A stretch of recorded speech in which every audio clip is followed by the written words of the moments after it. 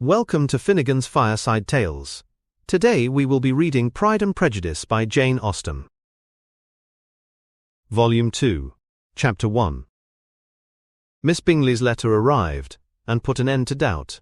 The very first sentence conveyed the assurance of their being all settled in London for the winter, and concluded with her brother's regret at not having had time to pay his respects to his friends in Hertfordshire before he left the country. Hope was over, entirely over, and when Jane could attend to the rest of the letter, she found little, except the professed affection of the writer, that could give her any comfort. Miss Darcy's praise occupied the chief of it, her many attractions were again dwelt on, and Caroline boasted joyfully of their increasing intimacy, and ventured to predict the accomplishment of the wishes which had been unfolded in her former letter. She wrote also with great pleasure of her brother's being an inmate of Mr. Darcy's house, and mentioned with raptures some plans of the latter with regard to new furniture.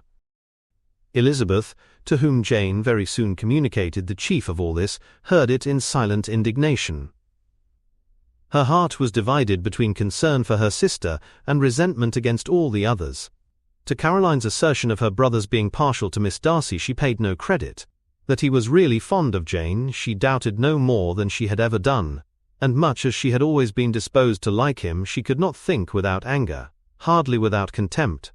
On that easiness of temper, that want of proper resolution which now made him the slave of his designing friends, and led him to sacrifice his own happiness to the caprice of their inclinations. Had his own happiness, however, been the only sacrifice, he might have been allowed to sport with it in whatever manner he thought best, but her sister's was involved in it, as she thought he must be sensible himself. It was a subject, in short, on which reflection would be long indulged, and must be unavailing. She could think of nothing else, and yet whether Bingley's regard had really died away, or was suppressed by his friend's interference. Whether he had been aware of Jane's attachment, or whether it had escaped his observation. Whichever were the case, though her opinion of him must be materially affected by the difference, her sister's situation remained the same, her peace equally wounded. A day or two passed before Jane had courage to speak of her feelings to Elizabeth, but at last, on Mrs. Bennet's leaving them together, after a longer irritation than usual about Netherfield and its master, she could not help saying, "Oh, that my dear mother had more command over herself! She can have no idea of the pain she gives me by her continual reflections on him. But I will not repine. It cannot last long. He will be forgot, and we shall all be as we were before." Elizabeth looked at her sister with incredulous solicitude, but said nothing. "You doubt me?" cried Jane, slightly colouring. "Indeed you have no reason. He may live in my memory as the most amiable man of my acquaintance, but that is all. I have nothing either to hope or fear, and nothing to reproach him with. Thank God, I have not that pain. A little time, therefore, I shall certainly try to get the better." With a stronger voice, she soon added, "I have this comfort immediately, that it has not been more than an error of fancy on my side, and that it has done no harm to anyone but myself." "My dear Jane," exclaimed Elizabeth, "you are too good. Your sweetness and disinterestedness are really angelic. I do not know what to say to you. I feel as if I had never done you justice, or loved you as you deserve."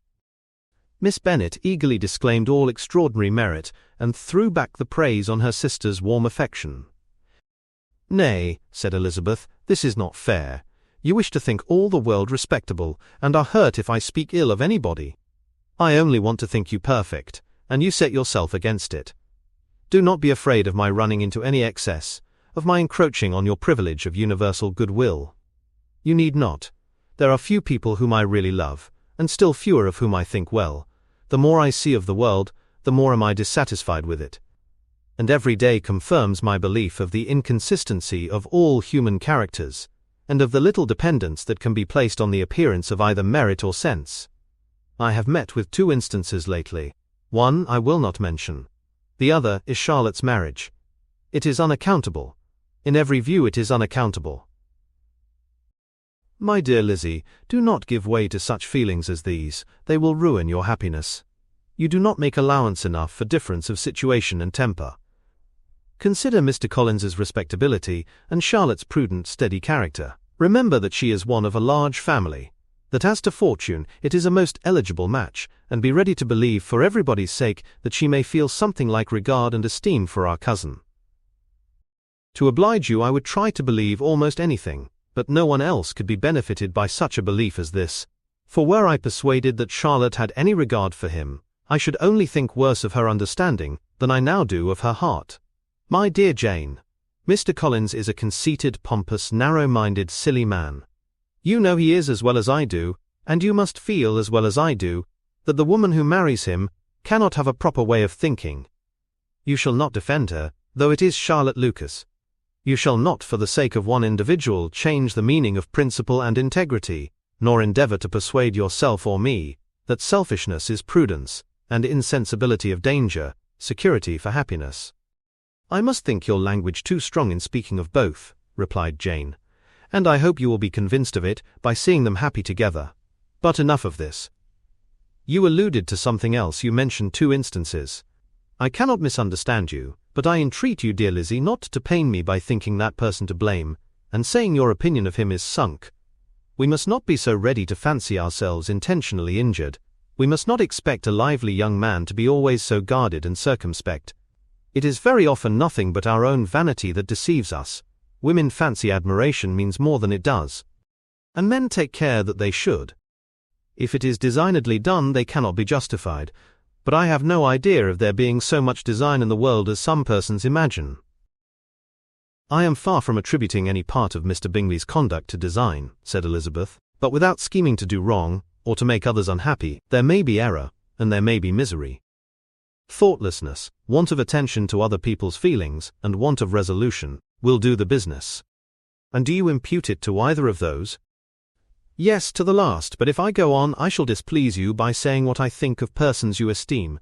Stop me whilst you can. You persist, then, in supposing his sisters influence him? Yes, in conjunction with his friend. I cannot believe it. Why should they try to influence him? They can only wish his happiness, and if he is attached to me, no other woman can secure it. Your first position is false. They may wish many things besides his happiness. They may wish his increase of wealth and consequence. They may wish him to marry a girl who has all the importance of money, great connections and pride. Beyond a doubt they do wish him to choose Miss Darcy, replied Jane, but this may be from better feelings than you are supposing. They have known her much longer than they have known me. No wonder if they love her better, but, whatever may be their own wishes, it is very unlikely they should have opposed their brothers. What sister would think herself at liberty to do it, unless there were something very objectionable? If they believed him attached to me, they would not try to part us. If he was so, they could not succeed. By supposing such an affection, you make everybody acting unnaturally and wrong, and me most unhappy. Do not distress me by the idea. I am not ashamed of having been mistaken, or at least it is slight. It is nothing in comparison of what I should feel in thinking ill of him or his sisters. Let me take it in the best light, in the light in which it may be understood. Elizabeth could not oppose such a wish, and from this time Mr. Bingley's name was scarcely ever mentioned between them. Mrs. Bennet still continued to wonder and repine at his returning no more, and though a day seldom passed in which Elizabeth did not account for it clearly, there seemed little chance of her ever considering it with less perplexity. Her daughter endeavoured to convince her of what she did not believe herself, that his attentions to Jane had been merely the effect of a common and transient liking, which ceased when he saw her no more. But though the probability of the statement was admitted at the time, she had the same story to repeat every day. Mrs. Bennet's best comfort was that Mr. Bingley must be down again in the summer. Mr. Bennet treated the matter differently. "So, Lizzie," said he one day, "your sister is crossed in love, I find. I congratulate her. Next to being married, a girl likes to be crossed in love a little now and then. It is something to think of, and gives her a sort of distinction among her companions. When is your turn to come? You will hardly bear to be long outdone by Jane. Now is your time. Here are officers enough at Meryton to disappoint all the young ladies in the country. Let Wickham be your man. He is a pleasant fellow, and would jilt you creditably." "Thank you, sir, but a less agreeable man would satisfy me. We must not all expect Jane's good fortune." "True," said Mr. Bennet, "but it is a comfort to think that, whatever of that kind may befall you, you have an affectionate mother, who will always make the most of it." Mr. Wickham's society was of material service in dispelling the gloom which the late perverse occurrences had thrown on many of the Longbourn family. They saw him often, and to his other recommendations was now added that of general unreserve. The whole of what Elizabeth had already heard, his claims on Mr. Darcy, and all that he had suffered from him, was now openly acknowledged and publicly canvassed, and everybody was pleased to think how much they had always disliked Mr. Darcy before they had known anything of the matter. Miss Bennet was the only creature who could suppose there might be any extenuating circumstances in the case. Unknown to the society of Hertfordshire, her mild and steady candour always pleaded for allowances and urged the possibility of mistakes, but by everybody else Mr. Darcy was condemned as the worst of men. Chapter 2. After a week spent in professions of love and schemes of felicity, Mr. Collins was called from his amiable Charlotte by the arrival of Saturday. The pain of separation, however, might be alleviated on his side by preparations for the reception of his bride, as he had reason to hope that shortly after his next return into Hertfordshire, the day would be fixed that was to make him the happiest of men. He took leave of his relations at Longbourn with as much solemnity as before, wished his fair cousins health and happiness again, and promised their father another letter of thanks. On the following Monday, Mrs. Bennet had the pleasure of receiving her brother and his wife, who came as usual to spend the Christmas at Longbourn. Mr. Gardiner was a sensible, gentlemanlike man, greatly superior to his sister as well by nature as education. The Netherfield ladies would have had difficulty in believing that a man who lived by trade, and within view of his own warehouses, could have been so well bred and agreeable.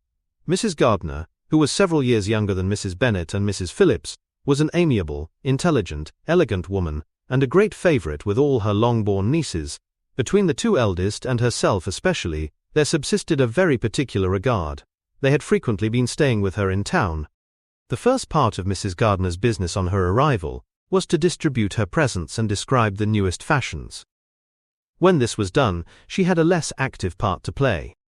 It became her turn to listen. Mrs. Bennet had many grievances to relate, and much to complain of. They had all been very ill-used since she last saw her sister. 2 of her girls had been on the point of marriage, and after all there was nothing in it. "I do not blame Jane," she continued, "for Jane would have got Mr. Bingley if she could. But Lizzie, oh sister! It is very hard to think that she might have been Mr. Collins's wife by this time, had not it been for her own perverseness.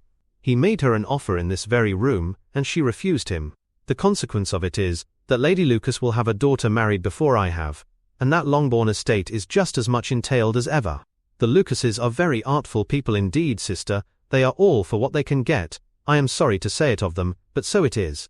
It makes me very nervous and poorly, to be thwarted so in my own family, and to have neighbours who think of themselves before anybody else.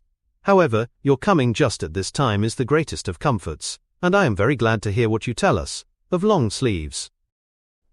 Mrs. Gardiner, to whom the chief of this news had been given before, in the course of Jane and Elizabeth's correspondence with her, made her sister a slight answer, and in compassion to her nieces, turned the conversation.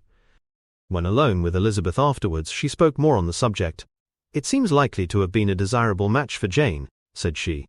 "I am sorry it went off, but these things happen so often. A young man, such as you describe Mr. Bingley, so easily falls in love with a pretty girl for a few weeks, and when accident separates them, so easily forgets her, that these sort of inconstancies are very frequent." "An excellent consolation in its way," said Elizabeth, "but it will not do for us. We do not suffer by accident. It does not often happen that the interference of friends will persuade a young man of independent fortune to think no more of a girl whom he was violently in love with only a few days before.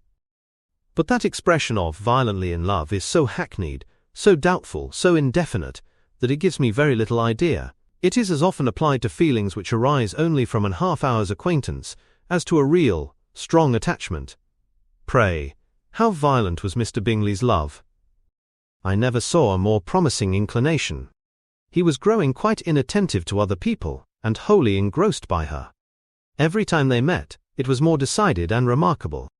At his own ball he offended 2 or 3 young ladies, by not asking them to dance, and I spoke to him twice myself, without receiving an answer. Could there be finer symptoms? Is not general incivility the very essence of love? Oh yes, of that kind of love which I suppose him to have felt. Poor Jane, I am sorry for her, because, with her disposition, she may not get over it immediately. It had better have happened to you, Lizzie. You would have laughed yourself out of it sooner. But do you think she would be prevailed on to go back with us? Change of scene might be of service, and perhaps a little relief from home may be as useful as anything." Elizabeth was exceedingly pleased with this proposal, and felt persuaded of her sister's ready acquiescence. "I hope," added Mrs. Gardiner, "that no consideration with regard to this young man will influence her. We live in so different a part of town, all our connections are so different, and as you well know, we go out so little that it is very improbable they should meet at all, unless he really comes to see her. And that is quite impossible, for he is now in the custody of his friend, and Mr. Darcy would no more suffer him to call on Jane in such a part of London." "My dear aunt, how could you think of it? Mr. Darcy may perhaps have heard of such a place as Gracechurch Street, but he would hardly think a month's ablution enough to cleanse him from its impurities, were he once to enter it, and depend upon it, Mr. Bingley never stirs without him." "So much the better. I hope they will not meet at all, but does not Jane correspond with the sister? She will not be able to help calling. She will drop the acquaintance entirely." But in spite of the certainty in which Elizabeth affected to place this point, as well as the still more interesting one of Bingley's being withheld from seeing Jane, she felt a solicitude on the subject which convinced her, on examination, that she did not consider it entirely hopeless.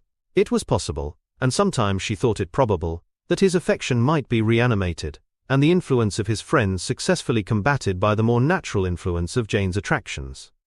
Miss Bennet accepted her aunt's invitation with pleasure, and the Bingleys were no otherwise in her thoughts at the time than as she hoped that, by Caroline's not living in the same house with her brother, she might occasionally spend a morning with her, without any danger of seeing him. The Gardiners stayed a week at Longbourn, and what with the Phillipses, the Lucases, and the officers, there was not a day without its engagement. Mrs. Bennet had so carefully provided for the entertainment of her brother and sister that they did not once sit down to a family dinner. When the engagement was for home, some of the officers always made part of it, of which officers Mr. Wickham was sure to be one, and on these occasions Mrs. Gardiner, rendered suspicious by Elizabeth's warm commendation of him, narrowly observed them both, without supposing them, from what she saw, to be very seriously in love. Their preference of each other was plain enough to make her a little uneasy, and she resolved to speak to Elizabeth on the subject before she left Hertfordshire, and represent to her the imprudence of encouraging such an attachment. To Mrs. Gardiner, Wickham had one means of affording pleasure, unconnected with his general powers. About 10 or a dozen years ago, before her marriage, she had spent a considerable time in that very part of Derbyshire to which he belonged. They had, therefore, many acquaintance in common, and, though Wickham had been little there since the death of Darcy's father, 5 years before, it was yet in his power to give her fresher intelligence of her former friends than she had been in the way of procuring. Mrs. Gardiner had seen Pemberley, and known the late Mr. Darcy by character perfectly well. Here, consequently, was an inexhaustible subject of discourse. In comparing her recollection of Pemberley with the minute description which Wickham could give, and in bestowing her tribute of praise on the character of its late possessor, she was delighting both him and herself. On being made acquainted with the present Mr. Darcy's treatment of him, she tried to remember something of that gentleman's reputed disposition, when quite a lad, which might agree with it, and was confident at last that she recollected having heard Mr. Fitzwilliam Darcy formerly spoken of as a very proud, ill-natured boy. Chapter 3. Mrs. Gardiner's caution to Elizabeth was punctually and kindly given on the first favourable opportunity of speaking to her alone. After honestly telling her what she thought, she thus went on. "You are too sensible a girl, Lizzie, to fall in love merely because you are warned against it, and therefore I am not afraid of speaking openly. Seriously, I would have you be on your guard. Do not involve yourself, or endeavour to involve him in an affection which the want of fortune would make so very imprudent. I have nothing to say against him. He is a most interesting young man, and if he had the fortune he ought to have, I should think you could not do better. But as it is, you must not let your fancy run away with you. You have sense, and we all expect you to use it. Your father would depend on your resolution and good conduct, I am sure. You must not disappoint your father." "My dear aunt, this is being serious indeed." "Yes, and I hope to engage you to be serious likewise." "Well then, you need not be under any alarm. I will take care of myself and of Mr. Wickham too. He shall not be in love with me if I can prevent it." "Elizabeth, you are not serious now." "I beg your pardon, I will try again. At present I am not in love with Mr. Wickham. No, I certainly am not, But he is, beyond all comparison, the most agreeable man I ever saw, and if he becomes really attached to me, I believe it will be better that he should not. I see the imprudence of it. Oh, that abominable Mr. Darcy! My father's opinion of me does me the greatest honour, and I should be miserable to forfeit it. My father, however, is partial to Mr. Wickham. In short, my dear aunt, I should be very sorry to be the means of making any of you unhappy, but since we see every day that where there is affection, young people are seldom withheld by immediate want of fortune from entering into engagements with each other, how can I promise to be wiser than so many of my fellow creatures if I am tempted? Or how am I even to know that it would be wisdom to resist? All that I can promise you, therefore, is not to be in a hurry. I will not be in a hurry to believe myself his first object. When I am in company with him, I will not be wishing. In short, I will do my best. Perhaps it will be as well, if you discourage his coming here so very often.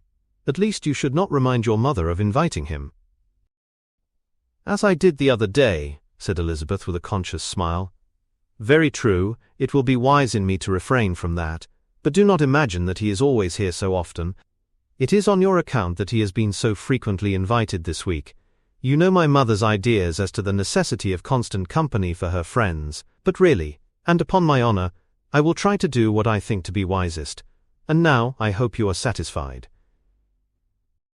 Her aunt assured her that she was, and Elizabeth, having thanked her for the kindness of her hints, they parted.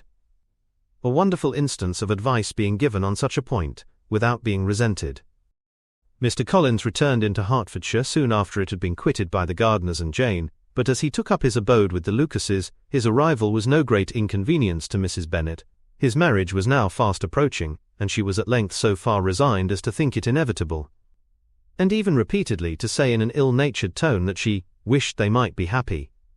Thursday was to be the wedding day, and on Wednesday Miss Lucy paid her farewell visit, and when she rose to take leave, Elizabeth, ashamed of her mother's ungracious and reluctant good wishes, and sincerely affected herself, accompanied her out of the room. As they went downstairs together, Charlotte said, "I shall depend on hearing from you very often, Eliza." "That you certainly shall. And I have another favour to ask. Will you come and see me? We shall often meet, I hope, in Hertfordshire. I am not likely to leave Kent for some time. Promise me, therefore, to come to Hunsford." Elizabeth could not refuse, though she foresaw little pleasure in the visit. "My father and Maria are to come to me in March," added Charlotte, "and I hope you will consent to be of the party. Indeed, Eliza, you will be as welcome to me as either of them." The wedding took place. The bride and bridegroom set off for Kent from the church door, and everybody had as much to say or to hear on the subject as usual. Elizabeth soon heard from her friend, and their correspondence was as regular and frequent as it had ever been. That it should be equally unreserved was impossible. Elizabeth could never address her without feeling that all the comfort of intimacy was over, and, though determined not to slacken as a correspondent, it was for the sake of what had been, rather than what was. Charlotte's first letters were received with a good deal of eagerness. There could not but be curiosity to know how she would speak of her new home, how she would like Lady Catherine, and how happy she would dare pronounce herself to be. Though when the letters were read, Elizabeth felt that Charlotte expressed herself on every point exactly as she might have foreseen. She wrote cheerfully, seemed surrounded with comforts, and mentioned nothing which she could not praise. The house, furniture, neighbourhood and roads were all to her taste, and Lady Catherine's behaviour was most friendly and obliging. It was Mr. Collins's picture of Hunsford and Rosings rationally softened, and Elizabeth perceived that she must wait for her own visit there to know the rest. Jane had already written a few lines to her sister to announce their safe arrival in London, and when she wrote again, Elizabeth hoped it would be in her power to say something of the Bingleys. Her impatience for this second letter was as well rewarded as impatience generally is. Jane had been a week in town, without either seeing or hearing from Caroline. She accounted for it, however, by supposing that her last letter to her friend from Longbourn had by some accident been lost. "My aunt," she continued, "is going tomorrow into that part of the town, and I shall take the opportunity of calling in Grosvenor Street."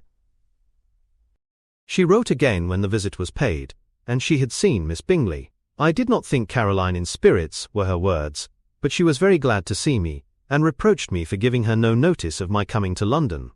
I was right, therefore. My last letter had never reached her. I inquired after their brother, of course. He was well, but so much engaged with Mr. Darcy that they scarcely ever saw him. I found that Miss Darcy was expected to dinner. I wish I could see her. My visit was not long, as Caroline and Mrs. Hurst were going out. I dare say I shall soon see them here. Elizabeth shook her head over this letter. It convinced her that accident only could discover to Mr. Bingley her sister's being in town.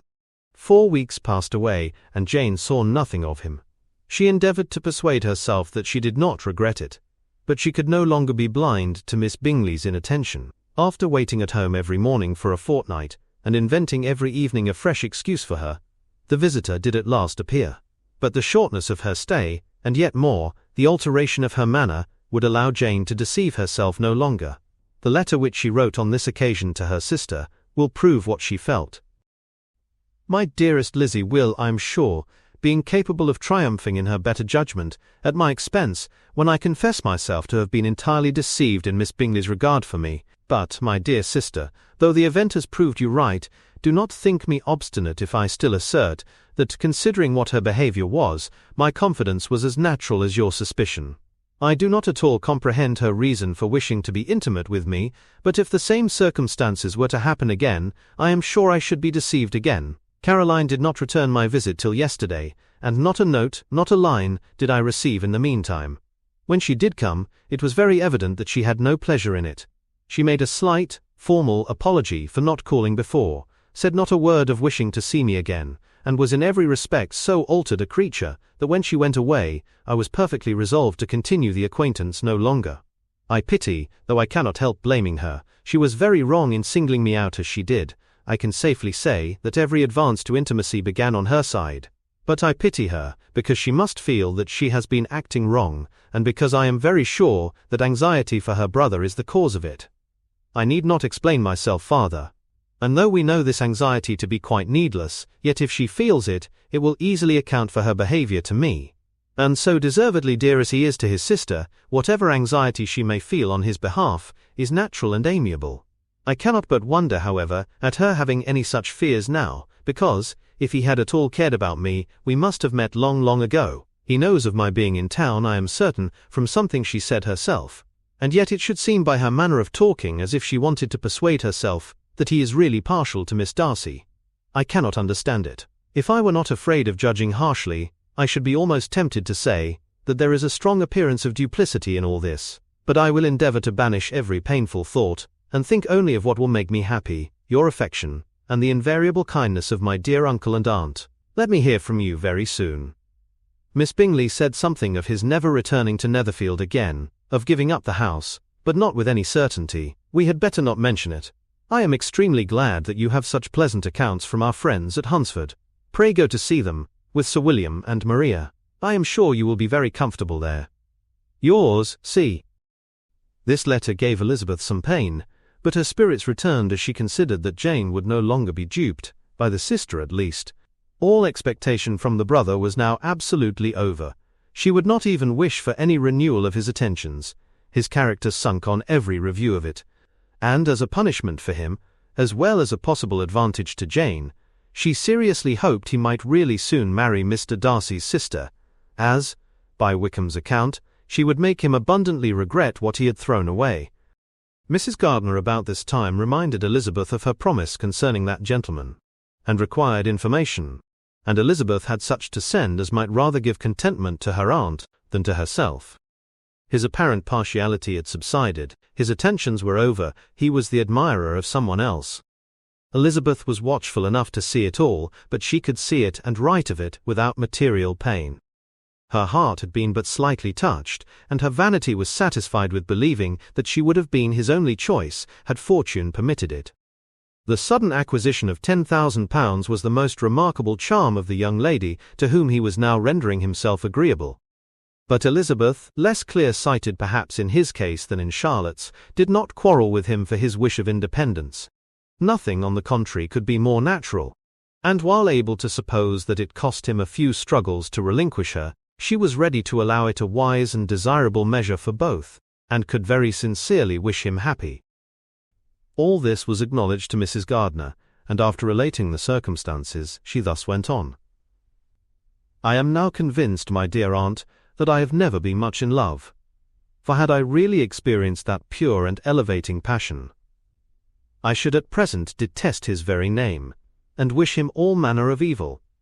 But my feelings are not only cordial towards him, they are even impartial towards Miss King. I cannot find out that I hate her at all, or that I am in the least unwilling to think her a very good sort of girl. There can be no love in all this. My watchfulness has been effectual, and though I should certainly be a more interesting object to all my acquaintance, were I distractedly in love with him, I cannot say that I regret my comparative insignificance. Importance may sometimes be purchased too dearly. Kitty and Lydia take his defection much more to heart than I do. They are young in the ways of the world, and not yet open to the mortifying conviction that handsome young men must have something to live on, as well as the plain. Chapter 4. With no greater events than these in the Longbourn family, and otherwise diversified by little beyond the walks to Meryton, sometimes dirty and sometimes cold, did January and February pass away. March was to take Elizabeth to Hunsford. She had not at first thought very seriously of going thither, but Charlotte, she soon found, was depending on the plan, and she gradually learned to consider it herself with greater pleasure as well as greater certainty. Absence had increased her desire of seeing Charlotte again, and weakened her disgust of Mr. Collins. There was novelty in the scheme, and as, with such a mother and such uncompanionable sisters, home could not be faultless, a little change was not unwelcome for its own sake. The journey would moreover give her a peep at Jane, and, in short, as the time drew near, she would have been very sorry for any delay. Everything, however, went on smoothly, and was finally settled according to Charlotte's first sketch. She was to accompany Sir William and his second daughter. The improvement of spending a night in London was added in time, and the plan became perfect as plan could be. The only pain was in leaving her father, who would certainly miss her, and who, when it came to the point, so little liked her going, that he told her to write to him, and almost promised to answer her letter. The farewell between herself and Mr. Wickham was perfectly friendly, on his side even more. His present pursuit could not make him forget that Elizabeth had been the first to excite and to deserve his attention, the first to listen and to pity, the first to be admired, and in his manner of bidding her adieu, wishing her every enjoyment, reminding her of what she was to expect in Lady Catherine de Bourgh, and trusting their opinion of her, their opinion of everybody, would always coincide. There was a solicitude, an interest which she felt must ever attach her to him with a most sincere regard, and she parted from him convinced that whether married or single, he must always be her model of the amiable and pleasing. Her fellow travellers the next day were not of a kind to make her think him less agreeable. Sir William Lucas and his daughter Maria, a good-humoured girl, but as empty-headed as himself, had nothing to say that could be worth hearing, and were listened to with about as much delight as the rattle of the chaise. Elizabeth loved absurdities, but she had known Sir William's too long. He could tell her nothing new of the wonders of his presentation and knighthood, and his civilities were worn out like his information. It was a journey of only 24 miles, and they began it so early as to be in Gracechurch Street by noon. As they drove to Mr. Gardiner's door, Jane was at a drawing-room window watching their arrival. When they entered the passage, she was there to welcome them, and Elizabeth, looking earnestly in her face, was pleased to see it healthful and lovely as ever. On the stairs were a troop of little boys and girls, whose eagerness for their cousin's appearance would not allow them to wait in the drawing-room, and whose shyness, as they had not seen her for a 12-month, prevented their coming lower. All was joy and kindness. The day passed most pleasantly away, the morning in bustle and shopping, and the evening at one of the theatres. Elizabeth then contrived to sit by her aunt. Their first subject was her sister, and she was more grieved than astonished to hear, in reply to her minute inquiries, that though Jane always struggled to support her spirits, there were periods of dejection. It was reasonable, however, to hope that they would not continue long. Mrs. Gardiner gave her the particulars also of Miss Bingley's visit in Gracechurch Street, and repeated conversations occurring at different times between Jane and herself, which proved that the former had, from her heart, given up the acquaintance. Mrs. Gardiner then rallied her niece on Wickham's desertion, and complimented her on bearing it so well. "But, my dear Elizabeth," she added, "what sort of girl is Miss King? I should be sorry to think our friend mercenary. Pray, my dear aunt, what is the difference in matrimonial affairs between the mercenary and the prudent motive? Where does discretion end, and avarice begin. Last Christmas you were afraid of his marrying me, because it would be imprudent, and now, because he is trying to get a girl with only £10,000, you want to find out that he is mercenary. If you will only tell me what sort of girl Miss King is, I shall know what to think. She is a very good kind of girl, I believe, I know no harm of her. But he paid her not the smallest attention, till her grandfather's death made her mistress of this fortune. No, why should he? If it was not allowable for him to gain my affections, because I had no money, what occasion could there be for making love to a girl whom he did not care about, and who was equally poor? But there seems indelicacy in directing his attentions towards her, so soon after this event. A man in distressed circumstances has not time for all those elegant decorums which other people may observe. If she does not object to it, why should we? Her not objecting does not justify him, it only shows her being deficient in something herself sense or feeling. Well, cried Elizabeth, have it as you choose, he shall be mercenary, and she shall be foolish. No, Lizzie, that is what I do not choose. I should be sorry, you know, to think ill of a young man who has lived so long in Derbyshire. Oh, if that is all, I have a very poor opinion of young men who live in Derbyshire, and their intimate friends who live in Hertfordshire are not much better. I am sick of them all. Thank heaven. I am going tomorrow where I shall find a man who has not one agreeable quality, who has neither manner nor sense to recommend him. Stupid men are the only ones worth knowing after all. Take care, Lizzie. That speech savours strongly of disappointment. Before they were separated by the conclusion of the play, she had the unexpected happiness of an invitation to accompany her uncle and aunt in a tour of pleasure which they proposed taking in the summer.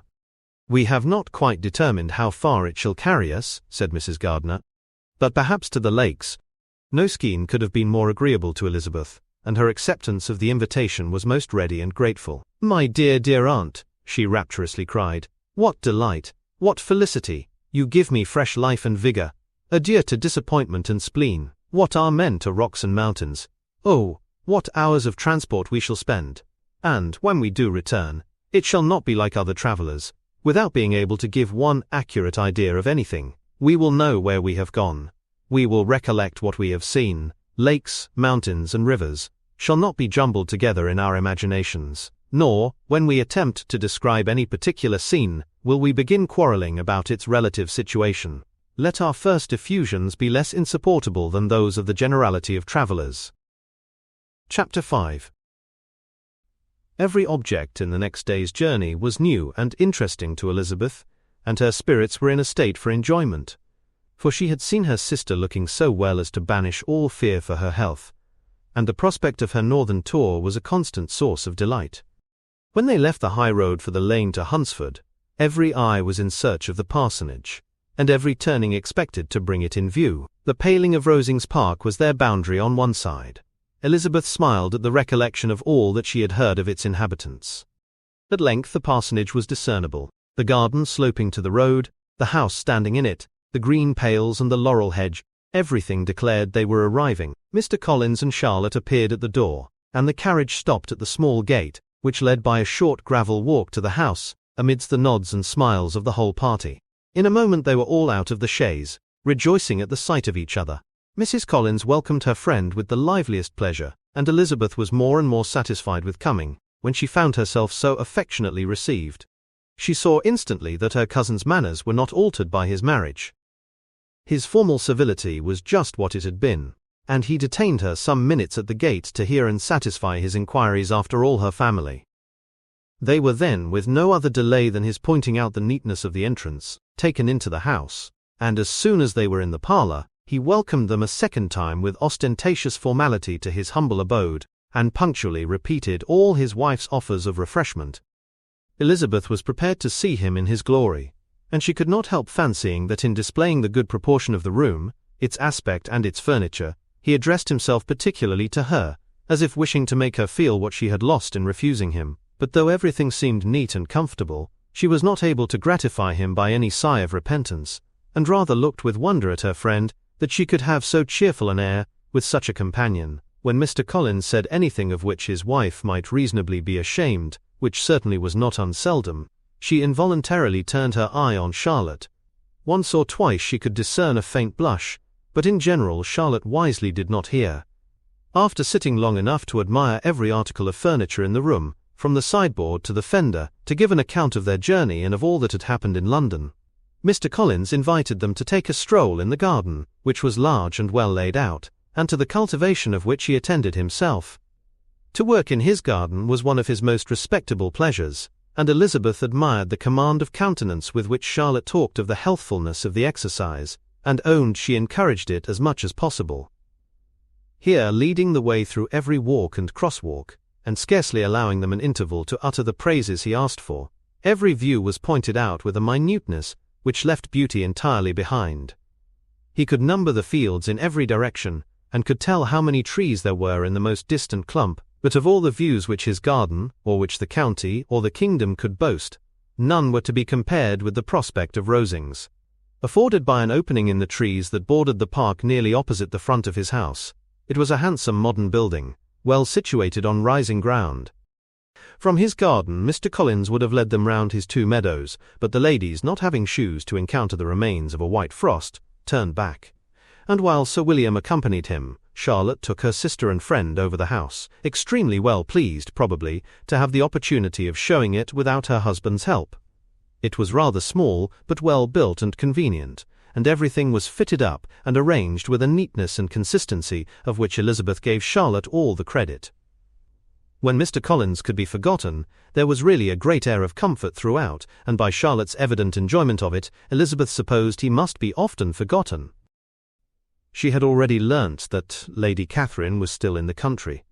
It was spoken of again while they were at dinner, when Mr. Collins, joining in, observed, "Yes, Miss Elizabeth, you will have the honour of seeing Lady Catherine de Bourgh on the ensuing Sunday at church, and I need not say you will be delighted with her.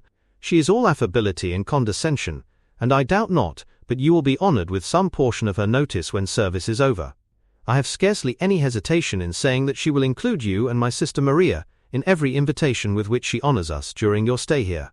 Her behaviour to my dear Charlotte is charming. We dine at Rosings twice every week, and are never allowed to walk home. Her ladyship's carriage is regularly ordered for us. I should say, one of her ladyship's carriages, for she has several. Lady Catherine is a very respectable, sensible woman indeed," added Charlotte, "and a most attentive neighbour." "Very true, my dear, that is exactly what I say. She is the sort of woman whom one cannot regard with too much deference." The evening was spent chiefly in talking over Hertfordshire news, and telling again what had been already written. And when it closed, Elizabeth, in the solitude of her chamber, had to meditate upon Charlotte's degree of contentment, to understand her address in guiding, and composure in bearing with her husband, and to acknowledge that it was all done very well. She had also to anticipate how her visit would pass, the quiet tenor of their usual employments, the vexatious interruptions of Mr. Collins, and the gaieties of their intercourse with Rosings. A lively imagination soon settled it all. About the middle of the next day, as she was in her room getting ready for a walk, a sudden noise below seemed to speak the whole house in confusion, and after listening a moment, she heard somebody running upstairs in a violent hurry, and calling loudly after her. She opened the door, and met Maria in the landing-place, who, breathless with agitation, cried out, "Oh, my dear Eliza, pray make haste and come into the dining-room, for there is such a sight to be seen. I will not tell you what it is. Make haste and come down this moment." Elizabeth asked questions in vain. Maria would tell her nothing more, and down they ran into the dining-room, which fronted the lane, in quest of this wonder.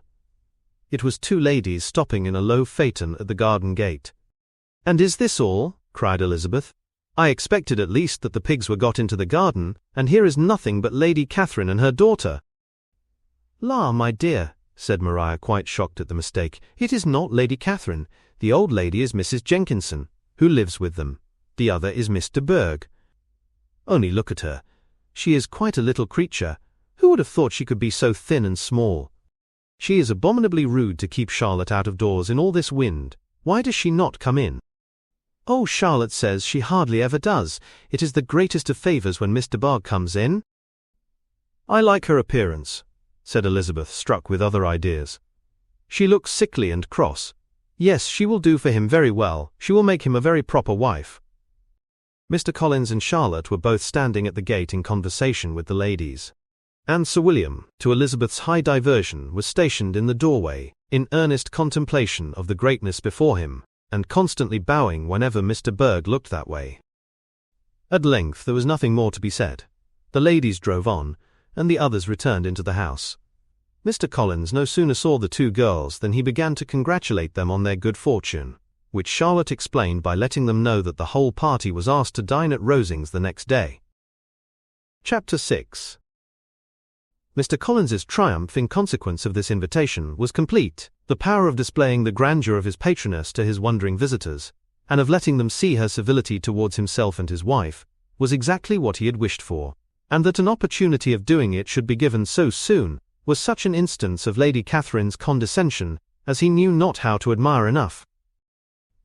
"I confess," said he, "that I should not have been at all surprised by her ladyship's asking us on Sunday to drink tea and spend the evening at Rosings. I rather expected, from my knowledge of her affability, that it would happen. But who could have foreseen such an attention as this?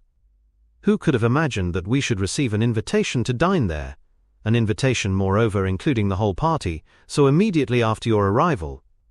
"I am the less surprised at what has happened," replied Sir William, "from that knowledge of what the manners of the great really are, which my situation in life has allowed me to acquire. About the court, such instances of elegant breeding are not uncommon." Scarcely anything was talked of the whole day or next morning, but their visit to Rosings. Mr. Collins was carefully instructing them in what they were to expect, that the sight of such rooms, so many servants, and so splendid a dinner might not wholly overpower them.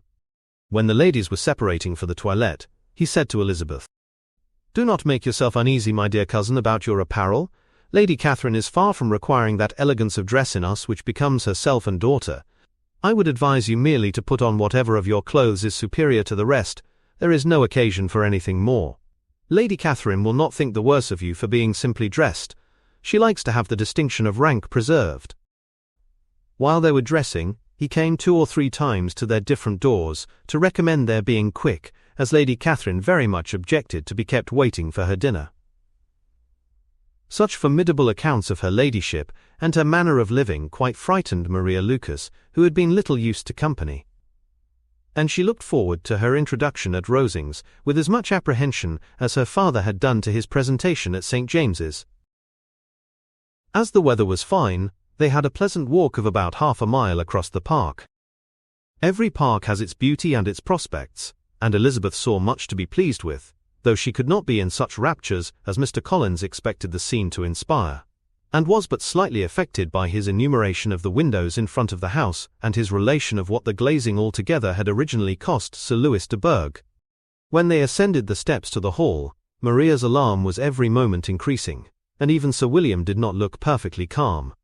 Elizabeth's courage did not ail her. She had heard nothing of Lady Catherine that spoke her awful from any extraordinary talents or miraculous virtue, and the mere stateliness of money and rank she thought she could witness without trepidation. From the entrance hall, of which Mr. Collins pointed out, with a rapturous air, the fine proportion and finished ornaments, they followed the servants through an antechamber, to the room where Lady Catherine, her daughter, and Mrs. Jenkinson were sitting. Her ladyship, with great condescension, arose to receive them, and as Mrs. Collins had settled it with her husband that the office of introduction should be hers, it was performed in a proper manner, without any of those apologies and thanks which he would have thought necessary. In spite of having been at St. James's, Sir William was so completely awed by the grandeur surrounding him that he had but just courage enough to make a very low bow and take his seat without saying a word. And his daughter, frightened almost out of her senses, sat on the edge of her chair, not knowing which way to look. Elizabeth found herself quite equal to the scene, and could observe the 3 ladies before her composedly. Lady Catherine was a tall, large woman, with strongly marked features, which might once have been handsome. Her air was not conciliating, nor was her manner of receiving them such as to make her visitors forget their inferior rank. She was not rendered formidable by silence, but whatever she said was spoken in so authoritative a tone as marked her self-importance, and brought Mr. Wickham immediately to Elizabeth's mind. And from the observation of the day altogether, she believed Lady Catherine to be exactly what he had represented. When, after examining the mother, in whose countenance and deportment she soon found some resemblance of Mr. Darcy, she turned her eyes on the daughter, She could almost have joined in Maria's astonishment at her being so thin and so small. There was neither in figure nor face any likeness between the ladies. Miss de Bourgh was pale and sickly. Her features, though not plain, were insignificant, and she spoke very little, except in a low voice to Mrs. Jenkinson, in whose appearance there was nothing remarkable, and who was entirely engaged in listening to what she said, and placing a screen in the proper direction before her eyes. After sitting a few minutes, they were all sent to one of the windows to admire the view, Mr. Collins attending them to point out its beauties, and Lady Catherine kindly informing them that it was much better worth looking at in the summer. The dinner was exceedingly handsome, and there were all the servants and all the articles of plate which Mr. Collins had promised. And, as he had likewise foretold, he took his seat at the bottom of the table, by her ladyship's desire, and looked as if he felt that life could furnish nothing greater. He carved and ate, and praised with delighted alacrity, and every dish was commended, first by him, and then by Sir William, who was now enough recovered to echo whatever his son-in-law said, in a manner which Elizabeth wondered Lady Catherine could bear. But Lady Catherine seemed gratified by their excessive admiration, and gave most gracious smiles, especially when any dish on the table proved a novelty to them. The party did not supply much conversation. Elizabeth was ready to speak whenever there was an opening, but she was seated between Charlotte and Miss de Bourgh, the former of whom was engaged in listening to Lady Catherine, and the latter said not a word to her all dinner time. Mrs. Jenkinson was chiefly employed in watching how little Miss de Bourgh ate, pressing her to try some other dish, and fearing she were indisposed. Maria thought speaking out of the question, and the gentlemen did nothing but eat and admire. When the ladies returned to the drawing-room, there was little to be done but to hear Lady Catherine talk, which she did, without any intermission till coffee came in, delivering her opinion on every subject in so decisive a manner as proved that she was not used to have her judgment controverted. She inquired into Charlotte's domestic concerns familiarly and minutely, and gave her a great deal of advice as to the management of them all. Told her how everything ought to be regulated in so small a family as hers, and instructed her as to the care of her cows and her poultry. Elizabeth found that nothing was beneath this great lady's attention, which could furnish her with an occasion of dictating to others. In the intervals of her discourse with Mrs. Collins, she addressed a variety of questions to Maria and Elizabeth, but especially to the latter, of whose connections she knew the least, and who she observed to Mrs. Collins, was a very genteel, pretty kind of girl. She asked her at different times how many sisters she had, whether they were older or younger than herself, whether any of them were likely to be married, whether they were handsome, where they had been educated, what carriage her father kept, and what had been her mother's maiden name. Elizabeth felt all the impertinence of her questions, but answered them very composedly. Lady Catherine then observed, "Your father's estate is entailed on Mr. Collins, I think. For your sake," turning to Charlotte, "I am glad of it, but otherwise I see no occasion for entailing estates from the female line." It was not thought necessary in Sir Louis de Bourgh's family. Do you play and sing, Miss Bennet? A little. Oh, then some time or other we shall be happy to hear you. Our instrument is a capital one, probably superior too. You shall try it some day. Do your sisters play and sing? One of them does. Why did not you all learn? You ought all to have learned. The Miss Webbs all play, and their father has not so good an income as yours. Do you draw? No, not at all. What, none of you? Not one. That is very strange. But I suppose you had no opportunity. Your mother should have taken you to town every spring for the benefit of masters. My mother would have had no objection, but my father hates London. Has your governess left you? We never had any governess. No governess? How was that possible? 5 daughters brought up at home without a governess. I never heard of such a thing. Your mother must have been quite a slave to your education. Elizabeth could hardly help smiling, as she assured her that had not been the case. Then who taught you? Who attended to you? Without a governess you must have been neglected.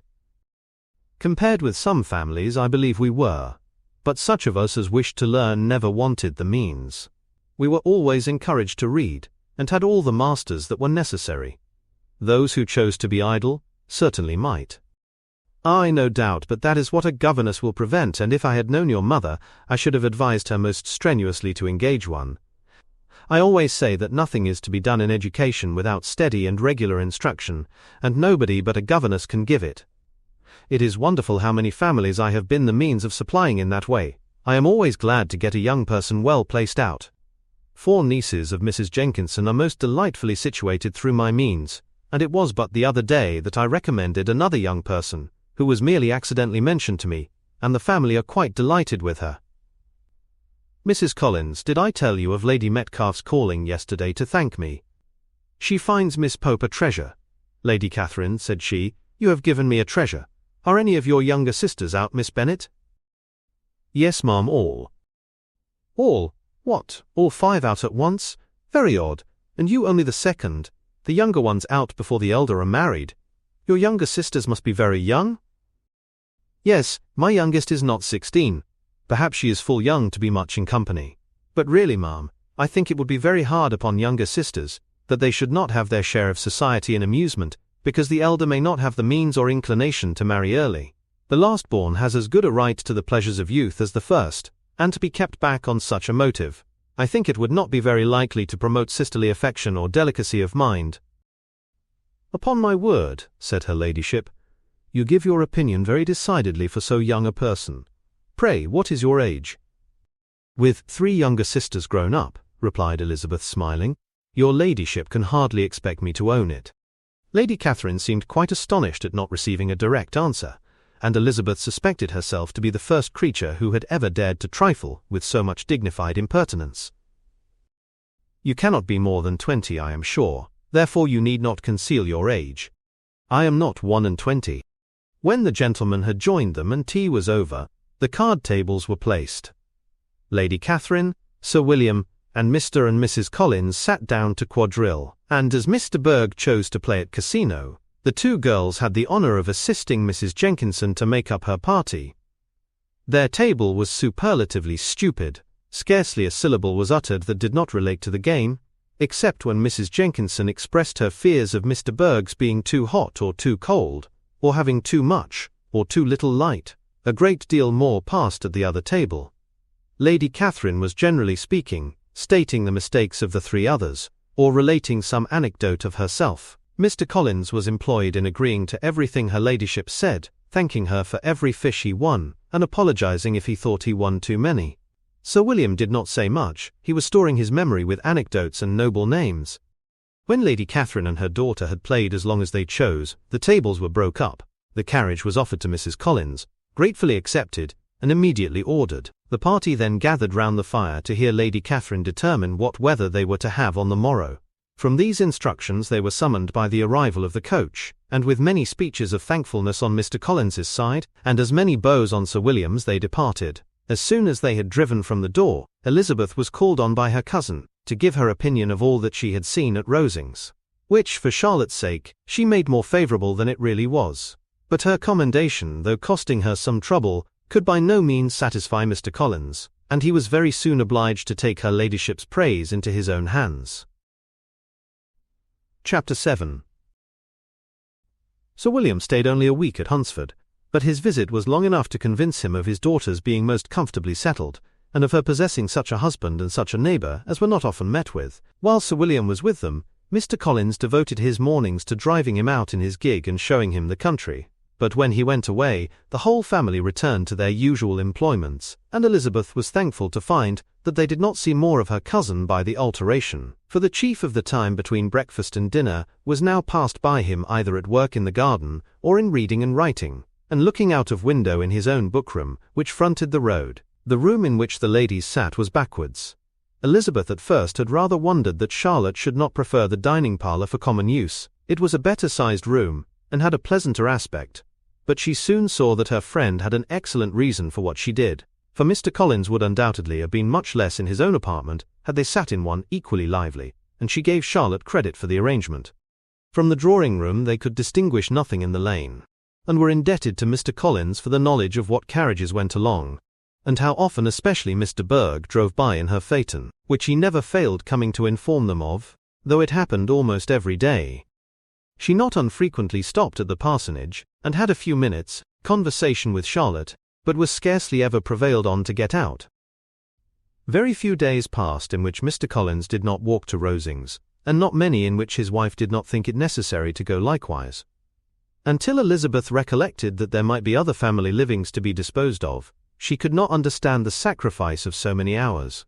Now and then they were honoured with a call from her ladyship, and nothing escaped her observation that was passing in the room during these visits. She examined into their employments, looked at their work, and advised them to do it differently, found fault with the arrangement of the furniture, or detected the housemaid in negligence, and if she accepted any refreshment, seemed to do it only for the sake of finding out that Mrs. Collins's joints of meat were too large for her family. Elizabeth soon perceived that though this great lady was not in the commission of the peace for the county, she was a most active magistrate in her own parish, the minutest concerns of which were carried to her by Mr. Collins, and whenever any of the cottagers were disposed to be quarrelsome, discontented, or too poor, she sallied forth into the village to settle their differences, silence their complaints, and scold them into harmony and plenty. The entertainment of dining at Rosings was repeated about twice a week, and allowing for the loss of Sir William, and there being only one card table in the evening, every such entertainment was the counterpart of the first. Their other engagements were few, as the style of living of the neighbourhood in general was beyond the Collinses' reach. This, however, was no evil to Elizabeth, and upon the whole she spent her time comfortably enough. There were half hours of pleasant conversation with Charlotte, and the weather was so fine for the time of year that she had often great enjoyment out of doors. Her favourite walk, and where she frequently went while the others were calling on Lady Catherine, was along the open grove which edged that side of the park. Here there was a nice sheltered path, which no one seemed to value but herself, and where she felt beyond the reach of Lady Catherine's curiosity. In this quiet way, the first fortnight of her visit soon passed away. Easter was approaching, and the week preceding it was to bring an addition to the family at Rosings, which in so small a circle must be important.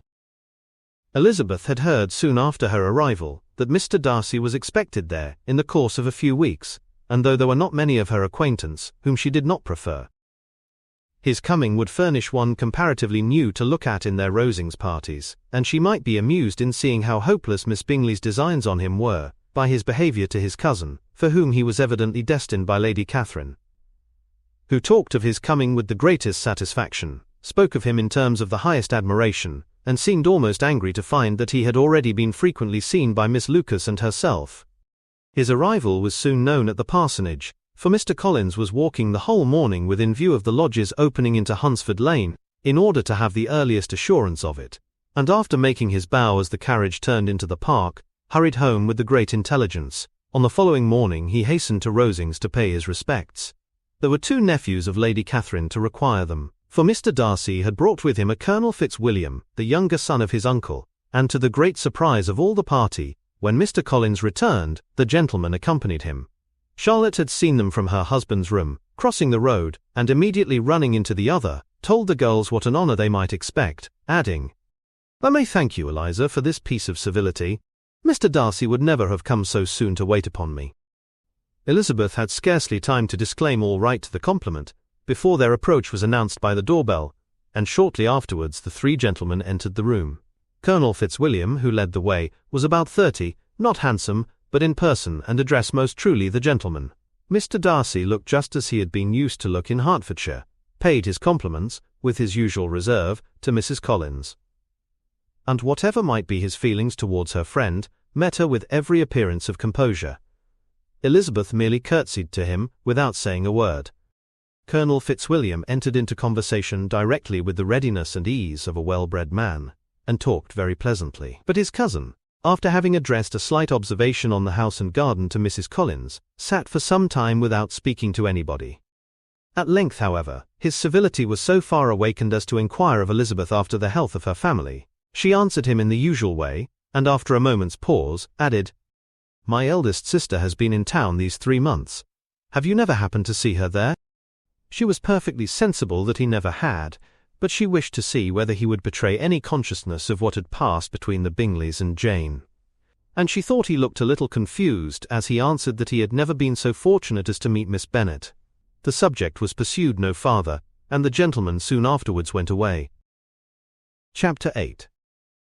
Colonel Fitzwilliam's manners were very much admired at the parsonage, and the ladies all felt that he must add considerably to the pleasure of their engagements at Rosings. It was some days, however, before they received any invitation thither, for while there were visitors in the house they could not be necessary. And it was not till Easter Day, almost a week after the gentleman's arrival, that they were honoured by such an attention, and then they were merely asked on leaving church to come there in the evening. For the last week they had seen very little of either Lady Catherine or her daughter. Colonel Fitzwilliam had called at the parsonage more than once during the time, but Mr. Darcy they had only seen at church. The invitation was accepted, of course, and at a proper hour they joined the party in Lady Catherine's drawing-room. Her ladyship received them civilly, but it was plain that their company was by no means so acceptable as when she could get nobody else. And she was, in fact, almost engrossed by her nephews, speaking to them, especially to Darcy, much more than to any other person in the room. Colonel Fitzwilliam seemed really glad to see them. Anything was a welcome relief to him at Rosings, and Mrs. Collins's pretty friend had moreover caught his fancy very much. He now seated himself by her, and talked so agreeably of Kent and Hertfordshire, of travelling and staying at home, of new books and music, that Elizabeth had never been half so well entertained in that room before. And they conversed with so much spirit and flow, as to draw the attention of Lady Catherine herself, as well as of Mr. Darcy.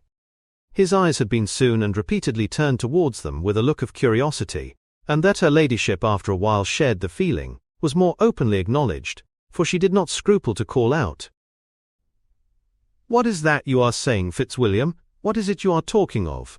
What are you telling Miss Bennet? Let me hear what it is." "We are speaking of music, madam," said he, when no longer able to avoid a reply. "Of music? Then pray speak aloud. It is of all subjects my delight. I must have my share in the conversation, if you are speaking of music. There are few people in England, I suppose, who have more true enjoyment of music than myself, or a better natural taste. If I had ever learnt, I should have been a great proficient, and so would Anne, if her health had allowed her to apply. I am confident that she would have performed delightfully. How does Georgiana get on, Darcy?" Mr. Darcy spoke with affectionate praise of his sister's proficiency. "I am very glad to hear such a good account of her," said Lady Catherine, "and pray tell her from me that she cannot expect to excel if she does not practice a great deal." "I assure you, madam," he replied, "that she does not need such advice. She practices very constantly." "So much the better. It cannot be done too much, and when I next write to her, I shall charge her not to neglect it on any account. I often tell young ladies that no excellence in music is to be acquired without constant practice. I have told Miss Bennet several times that she will never play really well unless she practices more. And though Mrs. Collins has no instrument, she is very welcome, as I have often told her, to come to Rosings every day and play on the pianoforte in Mrs. Jenkinson's room. She would be in nobody's way, in that part of the house." Mr. Darcy looked a little ashamed of his aunt's ill-breeding and made no answer. When coffee was over, Colonel Fitzwilliam reminded Elizabeth of having promised to play to him, and she sat down directly to the instrument.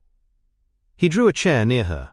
Lady Catherine listened to half a song, and then talked, as before, to her other nephew, till the latter walked away from her, and moving with his usual deliberation towards the pianoforte, stationed himself so as to command a full view of the fair performer's countenance.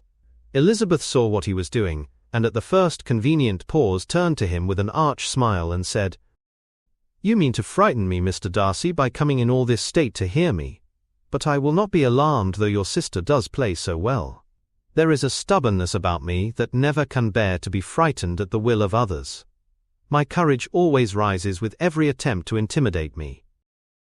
"I shall not say that you are mistaken," he replied, "because you could not really believe me to entertain any design of alarming you.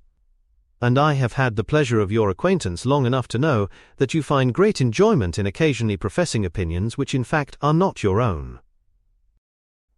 Elizabeth laughed heartily at this picture of herself, and said to Colonel Fitzwilliam, "Your cousin will give you a very pretty notion of me, and teach you not to believe a word I say.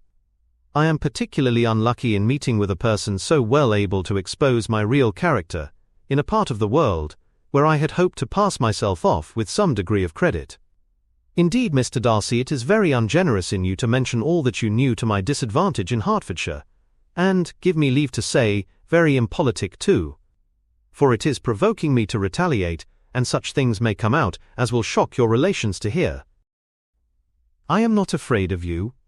said he smilingly. "Pray let me hear what you have to accuse him of," cried Colonel Fitzwilliam.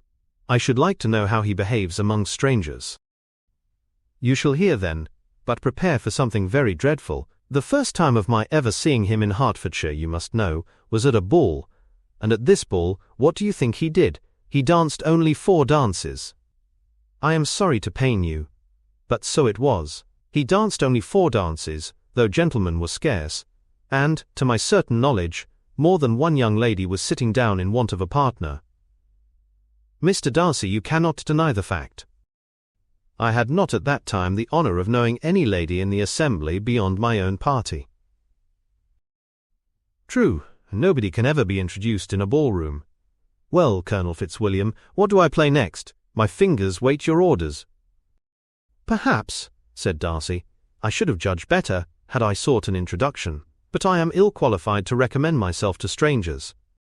"Shall we ask your cousin the reason of this?" said Elizabeth, still addressing Colonel Fitzwilliam. "Shall we ask him why a man of sense and education, and who has lived in the world, is ill qualified to recommend himself to strangers?" "I can answer your question," said Fitzwilliam, without applying to him. "It is because he will not give himself the trouble."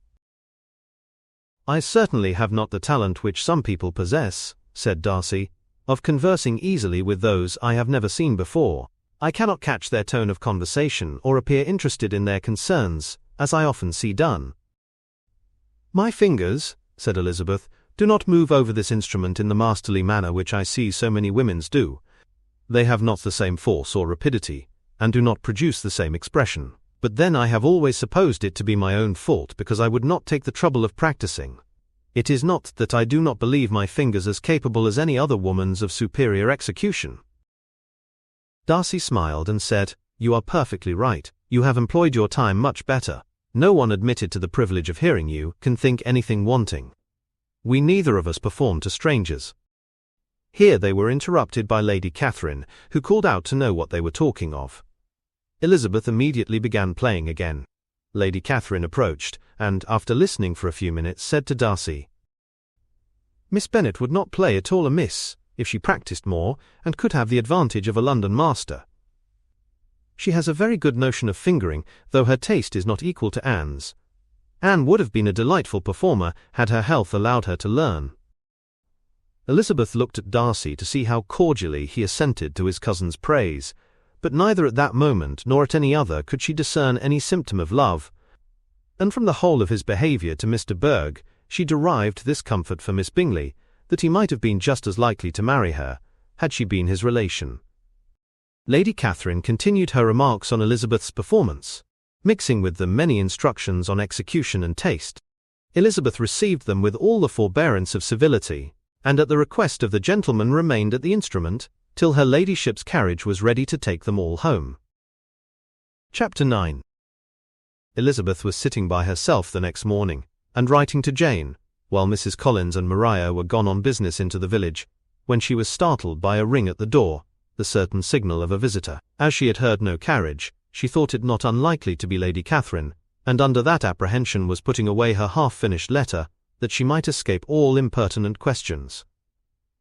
When the door opened, and to her very great surprise, Mr. Darcy, and Mr. Darcy only, entered the room. He seemed astonished too on finding her alone, and apologized for his intrusion, by letting her know that he had understood all the ladies to be within. They then sat down, and when her inquiries after Rosings were made, seemed in danger of sinking into total silence. It was absolutely necessary, therefore, to think of something, and in this emergence recollecting when she had seen him last in Hertfordshire, and feeling curious to know what he would say on the subject of their hasty departure, she observed, "How very suddenly you all quitted Netherfield last November, Mr. Darcy. It must have been a most agreeable surprise to Mr. Bingley to see you all after him so soon. For, if I recollect right, he went but the day before. He and his sisters were well, I hope, when you left London?" "Perfectly so, I thank you." She found that she was to receive no other answer, and, after a short pause, added, "I think I have understood that Mr. Bingley has not much idea of ever returning to Netherfield again." "I have never heard him say so, but it is probable that he may spend very little of his time there in future. He has many friends, and he is at a time of life when friends and engagements are continually increasing. If he means to be but little at Netherfield, it would be better for the neighbourhood that he should give up the place entirely, for then we might possibly get a settled family there. But perhaps Mr. Bingley did not take the house so much for the convenience of the neighbourhood as for his own, and we must expect him to keep or quit it on the same principle. I should not be surprised, said Darcy, if he were to give it up, as soon as any eligible purchase offers. Elizabeth made no answer. She was afraid of talking longer of his friend, and having nothing else to say was now determined to leave the trouble of finding a subject to him. He took the hint, and soon began with, "This seems a very comfortable house. Lady Catherine, I believe, did a great deal to it, when Mr. Collins first came to Hunsford." "I believe she did, and I am sure she could not have bestowed her kindness on a more grateful object. Mr. Collins appears very fortunate in his choice of a wife." "Yes, indeed. His friends may well rejoice in his having met with one of the very few sensible women who would have accepted him, or have made him happy if they had. My friend has an excellent understanding, though I am not certain that I consider her marrying Mr. Collins as the wisest thing she ever did. She seems perfectly happy, however, and in a prudential light, it is certainly a very good match for her.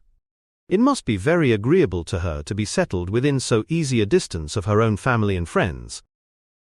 "An easy distance, do you call it? It is nearly 50 miles. "And what is 50 miles of good road?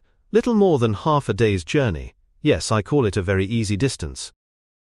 "I should never have considered the distance as one of the advantages of the match," cried Elizabeth. "I should never have said Mrs. Collins was settled near her family." "It is a proof of your own attachment to Hertfordshire. Anything beyond the very neighbourhood of Longbourn, I suppose, would appear far." As he spoke, there was a sort of smile, which Elizabeth fancied she understood. He must be supposing her to be thinking of Jane and Netherfield, and she blushed as she answered, "I do not mean to say that a woman may not be settled too near her family. The far and the near must be relative, and depend on many varying circumstances. Where there is fortune to make the expense of travelling unimportant, distance becomes no evil. But that is not the case here.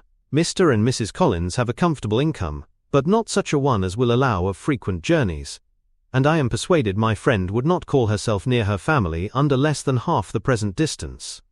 Mr. Darcy drew his chair a little towards her, and said, "You cannot have a right to such very strong local attachment. You cannot have been always at Longbourn."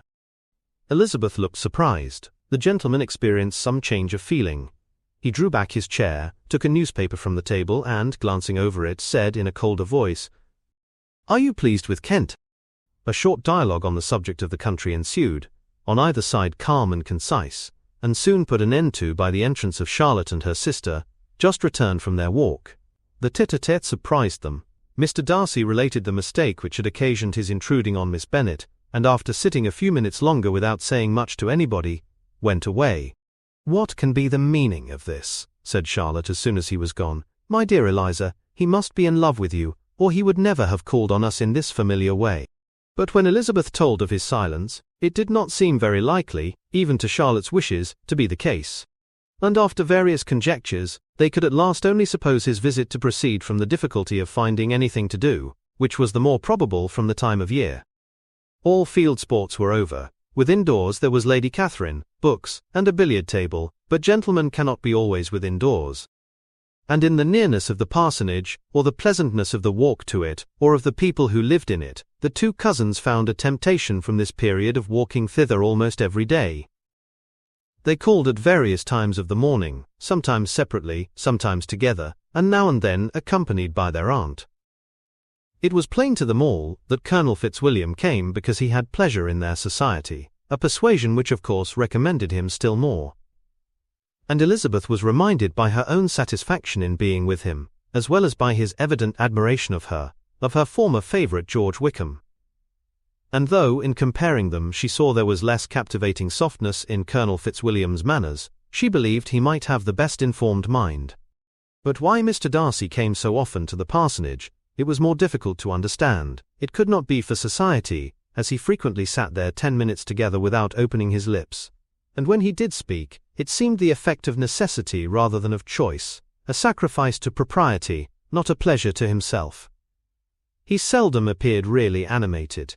Mrs. Collins knew not what to make of him. Colonel Fitzwilliam's occasionally laughing at his stupidity proved that he was generally different, which her own knowledge of him could not have told her, and as she would have liked to believe this change, the effect of love, and the object of that love, her friend Eliza, she sat herself seriously to work to find it out. She watched him whenever they were at Rosings, and whenever he came to Hunsford, but without much success. He certainly looked at her friend a great deal, but the expression of that look was disputable. It was an earnest, steadfast gaze, but she often doubted whether there were much admiration in it, and sometimes it seemed nothing but absence of mind. She had once or twice suggested to Elizabeth the possibility of his being partial to her, but Elizabeth always laughed at the idea, and Mrs. Collins did not think it right to press the subject, from the danger of raising expectations which might only end in disappointment. For in her opinion it admitted not of a doubt that all her friend's dislike would vanish, if she could suppose him to be in her power. In her kind schemes for Elizabeth, she sometimes planned her marrying Colonel Fitzwilliam. He was beyond comparison the pleasantest man. He certainly admired her, and his situation in life was most eligible. But to counterbalance these advantages, Mr. Darcy had considerable patronage in the church, and his cousin could have none at all. Chapter 10. More than once did Elizabeth in her ramble within the park unexpectedly meet Mr. Darcy. She felt all the perverseness of the mischance that should bring him where no one else was brought, and to prevent its ever happening again, took care to inform him at first that it was a favourite haunt of hers. How it could occur a second time, therefore, was very odd. Yet it did, and even a third. It seemed like wilful ill nature, or a voluntary penance, for on these occasions it was not merely a few formal inquiries, and an awkward pause, and then away, but he actually thought it necessary to turn back and walk with her. He never said a great deal, nor did she give herself the trouble of talking or of listening much, but it struck her in the course of their third rencontre that he was asking some odd, unconnected questions, about her pleasure in being at Hunsford, her love of solitary walks, and her opinion of Mr. and Mrs. Collins's happiness, and that in speaking of Rosings and her not perfectly understanding the house, he seemed to expect that whenever she came into Kent again, she would be staying there too. His words seemed to imply it. Could he have Colonel Fitzwilliam in his thoughts? She supposed, if he meant anything, he must mean an allusion to what might arise in that quarter. It distressed her a little, and she was quite glad to find herself at the gate in the pales opposite the parsonage. She was engaged one day as she walked, in reperusing Jane's last letter, and dwelling on some passages which proved that Jane had not written in spirits, when, instead of being again surprised by Mr. Darcy, she saw, on looking up, that Colonel Fitzwilliam was meeting her. Putting away the letter immediately and forcing a smile, she said, "I did not know before that you ever walked this way." "I have been making the tour of the park," he replied, "as I generally do every year, and intended to close it with a call at the parsonage. Are you going much farther?" "No, I should have turned in a moment." And accordingly she did turn, and they walked towards the parsonage together. "Do you certainly leave Kent on Saturday?" said she. "Yes, if Darcy does not put it off again, but I am at his disposal. He arranges the business just as he pleases. And if not able to please himself in the arrangement, he has at least great pleasure in the power of choice. I do not know anybody who seems more to enjoy the power of doing what he likes than Mr. Darcy." "He likes to have his own way very well," replied Colonel Fitzwilliam, "but so we all do. It is only that he has better means of having it than many others, because he is rich, and many others are poor. I speak feelingly. A younger son, you know, must be inured to self-denial and dependence. In my opinion, the younger son of an earl can know very little of either. Now seriously, what have you ever known of self-denial and dependence? When have you been prevented by want of money from going wherever you chose, or procuring anything you had a fancy for? These are home questions, and perhaps I cannot say that I have experienced many hardships of that nature. But in matters of greater weight I may suffer from the want of money. Younger sons cannot marry where they like, unless where they like women of fortune, which I think they very often do. Our habits of expense make us too dependent, and there are not many in my rank of life who can afford to marry without some attention to money." "Is this," thought Elizabeth, "meant for me?" And she coloured at the idea, but, recovering herself, said in a lively tone, "And pray, what is the usual price of an earl's younger son? Unless the elder brother is very sickly, I suppose you would not ask above £50,000. He answered her in the same style, and the subject dropped. To interrupt a silence, which might make him fancy her affected with what had passed, she soon afterwards said, "I imagine your cousin brought you down with him chiefly for the sake of having somebody at his disposal. I wonder he does not marry, to secure a lasting convenience of that kind. But perhaps his sister does as well for the present, and, as she is under his sole care, he may do what he likes with her." "No," said Colonel Fitzwilliam, "that is an advantage which he must divide with me. I am joined with him in the guardianship of Miss Darcy." "Are you indeed? And pray what sort of guardians do you make? Does your charge give you much trouble? Young ladies of her age are sometimes a little difficult to manage, and if she has the true Darcy spirit, she may like to have her own way." As she spoke, she observed him looking at her earnestly, and the manner in which he immediately asked her why she supposed Miss Darcy likely to give them any uneasiness convinced her that she had somehow or other got pretty near the truth. She directly replied, "You need not be frightened. I never heard any harm of her, and I dare say she is one of the most tractable creatures in the world. She is a very great favourite with some ladies of my acquaintance, Mrs. Hurst and Miss Bingley. I think I have heard you say that you know them." "I know them a little.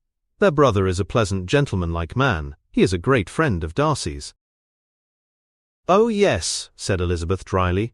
"Mr. Darcy is uncommonly kind to Mr. Bingley, and takes a prodigious deal of care of him." "Care of him? Yes, I really believe Darcy does take care of him in those points where he most wants care. From something that he told me in our journey hither, I have reason to think Bingley very much indebted to him. But I ought to beg his pardon, for I have no right to suppose that Bingley was the person meant. It was all conjecture." "What is it you mean?" "It is a circumstance which Darcy, of course, would not wish to be generally known, because if it were to get round to the lady's family, it would be an unpleasant thing. You may depend upon my not mentioning it. And remember that I have not much reason for supposing it to be Bingley. What he told me was merely this, that he congratulated himself on having lately saved a friend from the inconveniences of a most imprudent marriage, but without mentioning names or any other particulars. And I only suspected it to be Bingley from believing him the kind of young man to get into a scrape of that sort, and from knowing them to have been together the whole of last summer." "Did Mr. Darcy give you his reasons for this interference?" "I understood that there were some very strong objections against the lady." "And what arts did he use to separate them?" "He did not talk to me of his own arts," said Fitzwilliam, smiling. "He only told me what I have now told you." Elizabeth made no answer, and walked on, her heart swelling with indignation. After watching her a little, Fitzwilliam asked her why she was so thoughtful. "I am thinking of what you have been telling me," said she. "Your cousin's conduct does not suit my feelings. Why was he to be the judge?" "You are rather disposed to call his interference officious." "I do not see what right Mr. Darcy had to decide on the propriety of his friend's inclination, or why, upon his own judgment alone, he was to determine and direct in what manner that friend was to be happy. But," she continued, recollecting herself, "as we know none of the particulars, it is not fair to condemn him. It is not to be supposed that there was much affection in the case."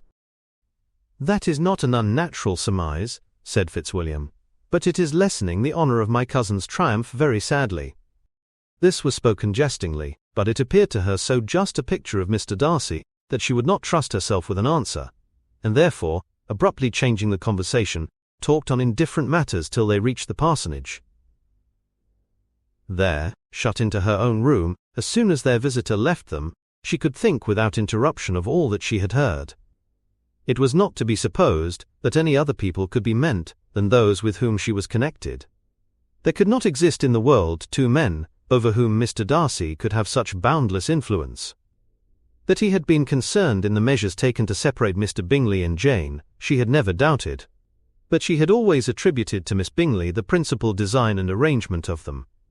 If his own vanity, however, did not mislead him, he was the cause, his pride and caprice were the cause of all that Jane had suffered, and still continued to suffer.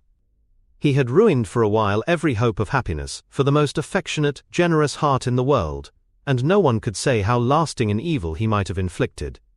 There were some very strong objections against the lady, were Colonel Fitzwilliam's words, and these strong objections probably were, her having one uncle who was a country attorney, and another who was in business in London. To Jane herself, she exclaimed, there could be no possibility of objection. all loveliness and goodness as she is, her understanding excellent, her mind improved, and her manners captivating, neither could anything be urged against my father, who, though with some peculiarities, has abilities which Mr. Darcy himself need not disdain, and respectability which he will probably never reach. When she thought of her mother, indeed, her confidence gave way a little, but she would not allow that any objections there had material weight with Mr. Darcy, whose pride, she was convinced, would receive a deeper wound from the want of importance in his friends' connections, than from their want of sense, and she was quite decided at last, that he had been partly governed by this worst kind of pride, and partly by the wish of retaining Mr. Bingley for his sister. The agitation and tears which the subject occasioned, brought on a headache, and it grew so much worse towards the evening that, added to her unwillingness to see Mr. Darcy, it determined her not to attend her cousins to Rosings, where they were engaged to drink tea. Mrs. Collins, seeing that she was really unwell, did not press her to go, and as much as possible prevented her husband from pressing her. But Mr. Collins could not conceal his apprehension of Lady Catherine's being rather displeased by her staying at home. Chapter 11. When they were gone, Elizabeth, as if intending to exasperate herself as much as possible against Mr. Darcy, chose for her employment the examination of all the letters which Jane had written to her since her being in Kent. They contained no actual complaint, nor was there any revival of past occurrences or any communication of present suffering, but in all, and in almost every line of each, there was a want of that cheerfulness which had been used to characterize her style, and which, proceeding from the serenity of a mind at ease with itself, and kindly disposed towards everyone, had been scarcely ever clouded.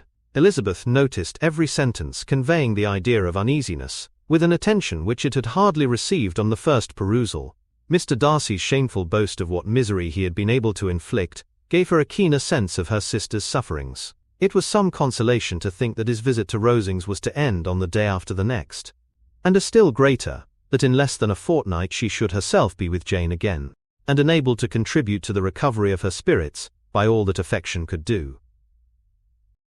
She could not think of Darcy's leaving Kent, without remembering that his cousin was to go with him. But Colonel Fitzwilliam had made it clear that he had no intentions at all, and agreeable as he was, she did not mean to be unhappy about him. While settling this point, she was suddenly roused by the sound of the doorbell, and her spirits were a little fluttered by the idea of its being Colonel Fitzwilliam himself, who had once before called late in the evening, and might now come to inquire particularly after her. But this idea was soon banished, and her spirits were very differently affected, when, to her utter amazement, she saw Mr. Darcy walk into the room. In an hurried manner he immediately began an inquiry after her health, imputing his visit to a wish of hearing that she were better. She answered him with cold civility. He sat down for a few moments, and then getting up, walked about the room. Elizabeth was surprised but said not a word. After a silence of several minutes, he came towards her in an agitated manner, and thus began. "In vain have I struggled, it will not do, my feelings will not be repressed. You must allow me to tell you how ardently I admire and love you." Elizabeth's astonishment was beyond expression. She stared, coloured, doubted, and was silent. This he considered sufficient encouragement, and the avowal of all that he felt and had long felt for her, immediately followed. He spoke well, but there were feelings besides those of the heart to be detailed, and he was not more eloquent on the subject of tenderness than of pride. His sense of her inferiority, of its being a degradation, of the family obstacles which judgment had always opposed to inclination, were dwelt on with a warmth which seemed due to the consequence he was wounding, but was very unlikely to recommend his suit. In spite of her deeply rooted dislike, she could not be insensible to the compliment of such a man's affection, and though her intentions did not vary for an instant, she was at first sorry for the pain he was to receive, till, roused to resentment by his subsequent language, she lost all compassion in anger. She tried, however, to compose herself, to answer him with patience, when he should have done. He concluded with representing to her the strength of that attachment which, in spite of all his endeavours, he had found impossible to conquer, and with expressing his hope that it would now be rewarded by her acceptance of his hand. As he said this, she could easily see that he had no doubt of a favourable answer. He spoke of apprehension and anxiety, but his countenance expressed real security. Such a circumstance could only exasperate farther, and when he ceased, the colour rose into her cheeks, and she said, In such cases as this, it is, I believe, the established mode to express a sense of obligation for the sentiments avowed, however unequally they may be returned. It is natural that obligation should be felt, and if I could feel gratitude, I would now thank you. But I cannot. I have never desired your good opinion, and you have certainly bestowed it most unwillingly. I am sorry to have occasioned pain to anyone. It has been most unconsciously done, however, and I hope will be of short duration. The feelings which, you tell me, have long prevented the acknowledgment of your regard, can have little difficulty in overcoming it after this explanation. Mr. Darcy, who was leaning against the mantelpiece with his eyes fixed on her face, seemed to catch her words with no less resentment than surprise. His complexion became pale with anger, and the disturbance of his mind was visible in every feature. He was struggling for the appearance of composure, and would not open his lips till he believed himself to have attained it. The pause was to Elizabeth's feelings dreadful. At length, in a voice of forced calmness, he said, "And this is all the reply which I am to have the honor of expecting. I might perhaps wish to be informed why, with so little endeavor at civility, I am thus rejected. But it is of small importance." "I might as well inquire," replied she, "why with so evident a design of offending and insulting me you chose to tell me that you liked me against your will, against your reason, and even against your character. Was not this some excuse for incivility, if I was uncivil? But I have other provocations, you know I have. Had not my own feelings decided against you, had they been indifferent, or had they even been favorable? Do you think that any consideration would tempt me to accept the man, who has been the means of ruining, perhaps forever, the happiness of a most beloved sister?" As she pronounced these words, Mr. Darcy changed color, but the emotion was short, and he listened without attempting to interrupt her while she continued. "I have every reason in the world to think ill of you. No motive can excuse the unjust and ungenerous part you acted there. You cannot deny that you have been the principal, if not the only means of dividing them from each other, of exposing one to the censure of the world for caprice and instability, the other to its derision for disappointed hopes, and involving them both in misery of the acutest kind." She paused, and saw with no slight indignation that he was listening with an air which proved him wholly unmoved by any feeling of remorse. He even looked at her with a smile of affected incredulity. "Can you deny that you have done it?" she repeated. With assumed tranquillity he then replied, "I have no wish of denying that I did everything in my power to separate my friend from your sister, or that I rejoice in my success. Towards him I have been kinder than towards myself." Elizabeth disdained the appearance of noticing this civil reflection, but its meaning did not escape, nor was it likely to conciliate her. "But it is not merely this affair," she continued, "on which my dislike is founded. Long before it had taken place, my opinion of you was decided. Your character was unfolded in the recital which I received many months ago from Mr. Wickham. On this subject what can you have to say? In what imaginary act of friendship can you here defend yourself? Or under what misrepresentation can you here impose upon others?" "You take an eager interest in that gentleman's concerns," said Darcy in a less tranquil tone, and with a heightened colour. "Who that knows what his misfortunes have been, can help feeling an interest in him?" "His misfortunes," repeated Darcy contemptuously.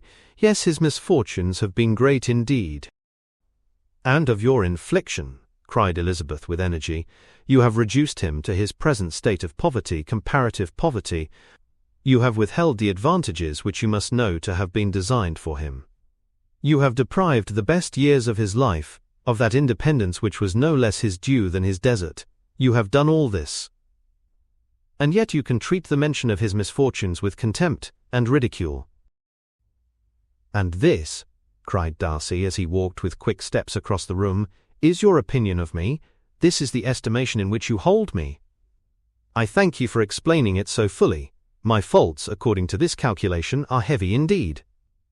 But perhaps," added he, stopping in his walk and turning towards her, "these offences might have been overlooked, had not your pride been hurt by my honest confession of the scruples that had long prevented my forming any serious design. These bitter accusations might have been suppressed, had I with greater policy concealed my struggles, and flattered you into the belief of my being impelled by unqualified, unalloyed inclination, by reason, by reflection, by everything. But disguise of every sort is my abhorrence, nor am I ashamed of the feelings I related, They were natural and just. Could you expect me to rejoice in the inferiority of your connections, to congratulate myself on the hope of relations, whose condition in life is so decidedly beneath my own?"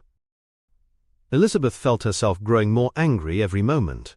Yet she tried to the utmost to speak with composure when she said, "You are mistaken, Mr. Darcy, if you suppose that the mode of your declaration affected me in any other way than as it spared me the concern which I might have felt in refusing you, had you behaved in a more gentlemanlike manner." She saw him start at this, but he said nothing, and she continued, "You could not have made me the offer of your hand in any possible way that would have tempted me to accept it." Again his astonishment was obvious, and he looked at her with an expression of mingled incredulity and mortification. She went on. "From the very beginning, from the first moment, I may almost say, of my acquaintance with you, your manners impressing me with the fullest belief of your arrogance, your conceit, and your selfish disdain of the feelings of others, were such as to form that groundwork of disapprobation, on which succeeding events have built so immovable a dislike. And I had not known you a month before I felt that you were the last man in the world whom I could ever be prevailed on to marry." "You have said quite enough, madam. I perfectly comprehend your feelings, and have now only to be ashamed of what my own have been. Forgive me for having taken up so much of your time, and accept my best wishes for your health and happiness." And with these words he hastily left the room, and Elizabeth heard him the next moment open the front door and quit the house. The tumult of her mind was now painfully great. She knew not how to support herself, and from actual weakness sat down and cried for half an hour. Her astonishment as she reflected on what had passed was increased by every review of it, that she should receive an offer of marriage from Mr. Darcy, that he should have been in love with her for so many months, so much in love as to wish to marry her in spite of all the objections which had made him prevent his friends marrying her sister, and which must appear at least with equal force in his own case, was almost incredible.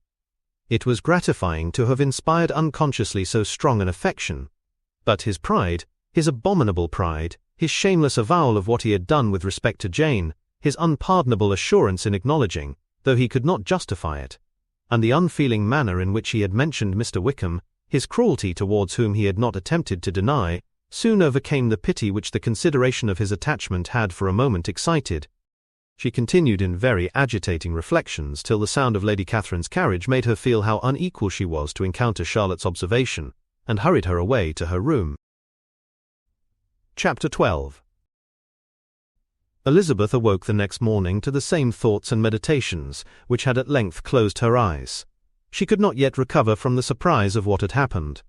It was impossible to think of anything else, and totally indisposed for employment, she resolved soon after breakfast to indulge herself in air and exercise. She was proceeding directly to her favourite walk, when the recollection of Mr. Darcy's sometimes coming there stopped her, and instead of entering the park, she turned up the lane, which led her farther from the turnpike road. The park paling was still the boundary on one side, and she soon passed one of the gates into the ground. After walking 2 or 3 times along that part of the lane, she was tempted, by the pleasantness of the morning, to stop at the gates and look into the park. The 5 weeks which she had now passed in Kent had made a great difference in the country, and every day was adding to the verdure of the early trees. She was on the point of continuing her walk, when she caught a glimpse of a gentleman within the sort of grove which edged the park. He was moving that way, and fearful of its being Mr. Darcy, she was directly retreating, but the person who advanced was now near enough to see her, and stepping forward with eagerness, pronounced her name. She had turned away, but on hearing herself called, though in a voice which proved it to be Mr. Darcy, she moved again towards the gate. He had by that time reached it also, and holding out a letter, which she instinctively took, said with a look of haughty composure, "I have been walking in the grove some time in the hope of meeting you. Will you do me the honour of reading that letter?" And then, with a slight bow, turned again into the plantation, and was soon out of sight. With no expectation of pleasure, but with the strongest curiosity, Elizabeth opened the letter, and, to her still increasing wonder, perceived an envelope containing 2 sheets of letter paper, written quite through, in a very close hand. The envelope itself was likewise full. Pursuing her way along the lane, she then began it. It was dated from Rosings, at 8 o'clock in the morning, and was as follows. "Be not alarmed, madam, on receiving this letter by the apprehension of its containing any repetition of those sentiments, or renewal of those offers, which were last night so disgusting to you. I write without any intention of paining you, or humbling myself by dwelling on wishes, which for the happiness of both cannot be too soon forgotten. And the effort which the formation and the perusal of this letter must occasion, should have been spared, had not my character required it to be written and read. You must therefore pardon the freedom with which I demand your attention. Your feelings, I know, will bestow it unwillingly, but I demand it of your justice. These causes must be stated, though briefly. The situation of your mother's family, though objectionable, was nothing in comparison of that total want of propriety so frequently, so almost uniformly betrayed by herself, by your 3 younger sisters, and occasionally even by your father. Pardon me, it pains me to offend you. But amidst your concern for the defects of your nearest relations, and your displeasure at this representation of them, let it give you consolation to consider that to have conducted yourselves so as to avoid any share of the like censure, is praise no less generally bestowed on you and your eldest sister, than it is honourable to the sense and disposition of both. I will only say farther, that from what passed that evening, my opinion of all parties was confirmed, and every inducement heightened, which could have led me before, to preserve my friend, from what I esteemed a most unhappy connection. He left Netherfield for London on the day following, as you, I am certain, remember, with the design of soon returning. The part which I acted is now to be explained. His sister's uneasiness had been equally excited with my own. Our coincidence of feeling was soon discovered, and, alike sensible that no time was to be lost in detaching their brother, we shortly resolved on joining him directly in London. We accordingly went, and there I readily engaged in the office of pointing out to my friend the certain evils of such a choice. I described, and enforced them earnestly. But, however this remonstrance might have staggered or delayed his determination, I do not suppose that it would ultimately have prevented the marriage, had it not been seconded by the assurance which I hesitated not in giving, of your sister's indifference. He had before believed her to return his affection with sincere, if not with equal regard. But Bingley has great natural modesty, with a stronger dependence on my judgment than on his own. To convince him, therefore, that he had deceived himself, was no very difficult point.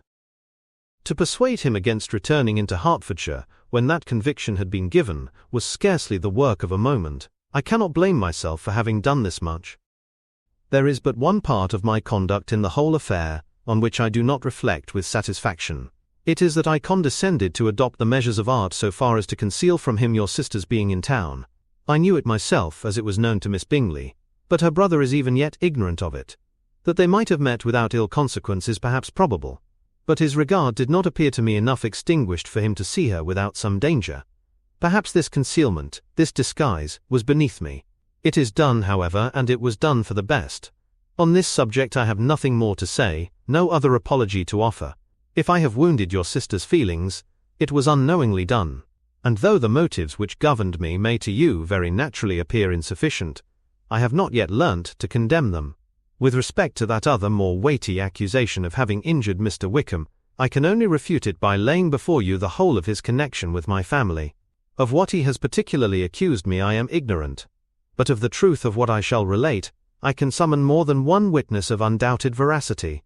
Mr. Wickham is the son of a very respectable man, who had for many years the management of all the Pemberley estates, and whose good conduct in the discharge of his trust naturally inclined my father to be of service to him. And on George Wickham, who was his godson, his kindness was therefore liberally bestowed. My father supported him at school and afterwards at Cambridge. Most important assistance, as his own father, always poor from the extravagance of his wife, would have been unable to give him a gentleman's education. My father was not only fond of this young man's society, whose manners were always engaging. He had also the highest opinion of him, and hoping the church would be his profession, intended to provide for him in it. As for myself, it is many, many years since I first began to think of him in a very different manner. The vicious propensities, the want of principle which he was careful to guard from the knowledge of his best friend, could not escape the observation of a young man of nearly the same age with himself, and who had opportunities of seeing him in unguarded moments, which Mr. Darcy could not have. Here again I shall give you pain, to what degree you only can tell, but whatever may be the sentiments which Mr. Wickham has created, a suspicion of their nature shall not prevent me from unfolding his real character. It adds even another motive. My excellent father died about 5 years ago, and his attachment to Mr. Wickham was to the last so steady that in his will he particularly recommended it to me, to promote his advancement in the best manner that his profession might allow, and if he took orders, desired that a valuable family living might be his as soon as it became vacant. There was also a legacy of £1,000. His own father did not long survive mine, and within half a year from these events, Mr. Wickham wrote to inform me that, having finally resolved against taking orders, he hoped I should not think it unreasonable for him to expect some more immediate pecuniary advantage, in lieu of the preferment, by which he could not be benefited. He had some intention, he added, of studying the law, and I must be aware that the interest of £1,000 would be a very insufficient support therein. I rather wished than believed him to be sincere, but at any rate was perfectly ready to accede to his proposal. I knew that Mr. Wickham ought not to be a clergyman. The business was therefore soon settled. He resigned all claim to assistance in the church, were it possible that he could ever be in a situation to receive it, and accepted in return £3,000. All connection between us seemed now dissolved. I thought too ill of him to invite him to Pemberley, or admit his society in town. In town I believe he chiefly lived, but his studying the law was a mere pretence, and being now free from all restraint, his life was a life of idleness and dissipation. For about 3 years I heard little of him, but on the decease of the incumbent of the living which had been designed for him, he applied to me again by letter for the presentation. His circumstances, he assured me, and I had no difficulty in believing it, were exceedingly bad. He had found the law a most unprofitable study, and was now absolutely resolved on being ordained if I would present him to the living in question, of which he trusted there could be little doubt, as he was well assured that I had no other person to provide for, and I could not have forgotten my revered father's intentions. You will hardly blame me for refusing to comply with this entreaty, or for resisting every repetition of it. His resentment was in proportion to the distress of his circumstances, and he was doubtless as violent in his abuse of me to others, as in his reproaches to myself. After this period every appearance of acquaintance was dropped. How he lived I know not, but last summer he was again most painfully obtruded on my notice. I must now mention a circumstance which I would wish to forget myself, and which no obligation less than the present should induce me to unfold to any human being. Having said thus much, I feel no doubt of your secrecy. My sister, who is more than 10 years my junior, was left to the guardianship of my mother's nephew, Colonel Fitzwilliam, and myself. About a year ago she was taken from school and an establishment formed for her in London, and last summer she went with the lady who presided over it, to Ramsgate. And thither also went Mr. Wickham, undoubtedly by design, for there proved to have been a prior acquaintance between him and Mrs. Younge, in whose character we were most unhappily deceived. And by her connivance and aid, he so far recommended himself to Georgiana, whose affectionate heart retained a strong impression of his kindness to her as a child, that she was persuaded to believe herself in love, and to consent to an elopement. She was then but 15, which must be her excuse, and after stating her imprudence, I am happy to add, that I owed the knowledge of it to herself. I joined them unexpectedly, a day or two before the intended elopement, and then Georgiana, unable to support the idea of grieving and defending a brother whom she almost looked up to as a father, acknowledged the whole to me. You may imagine what I felt and how I acted.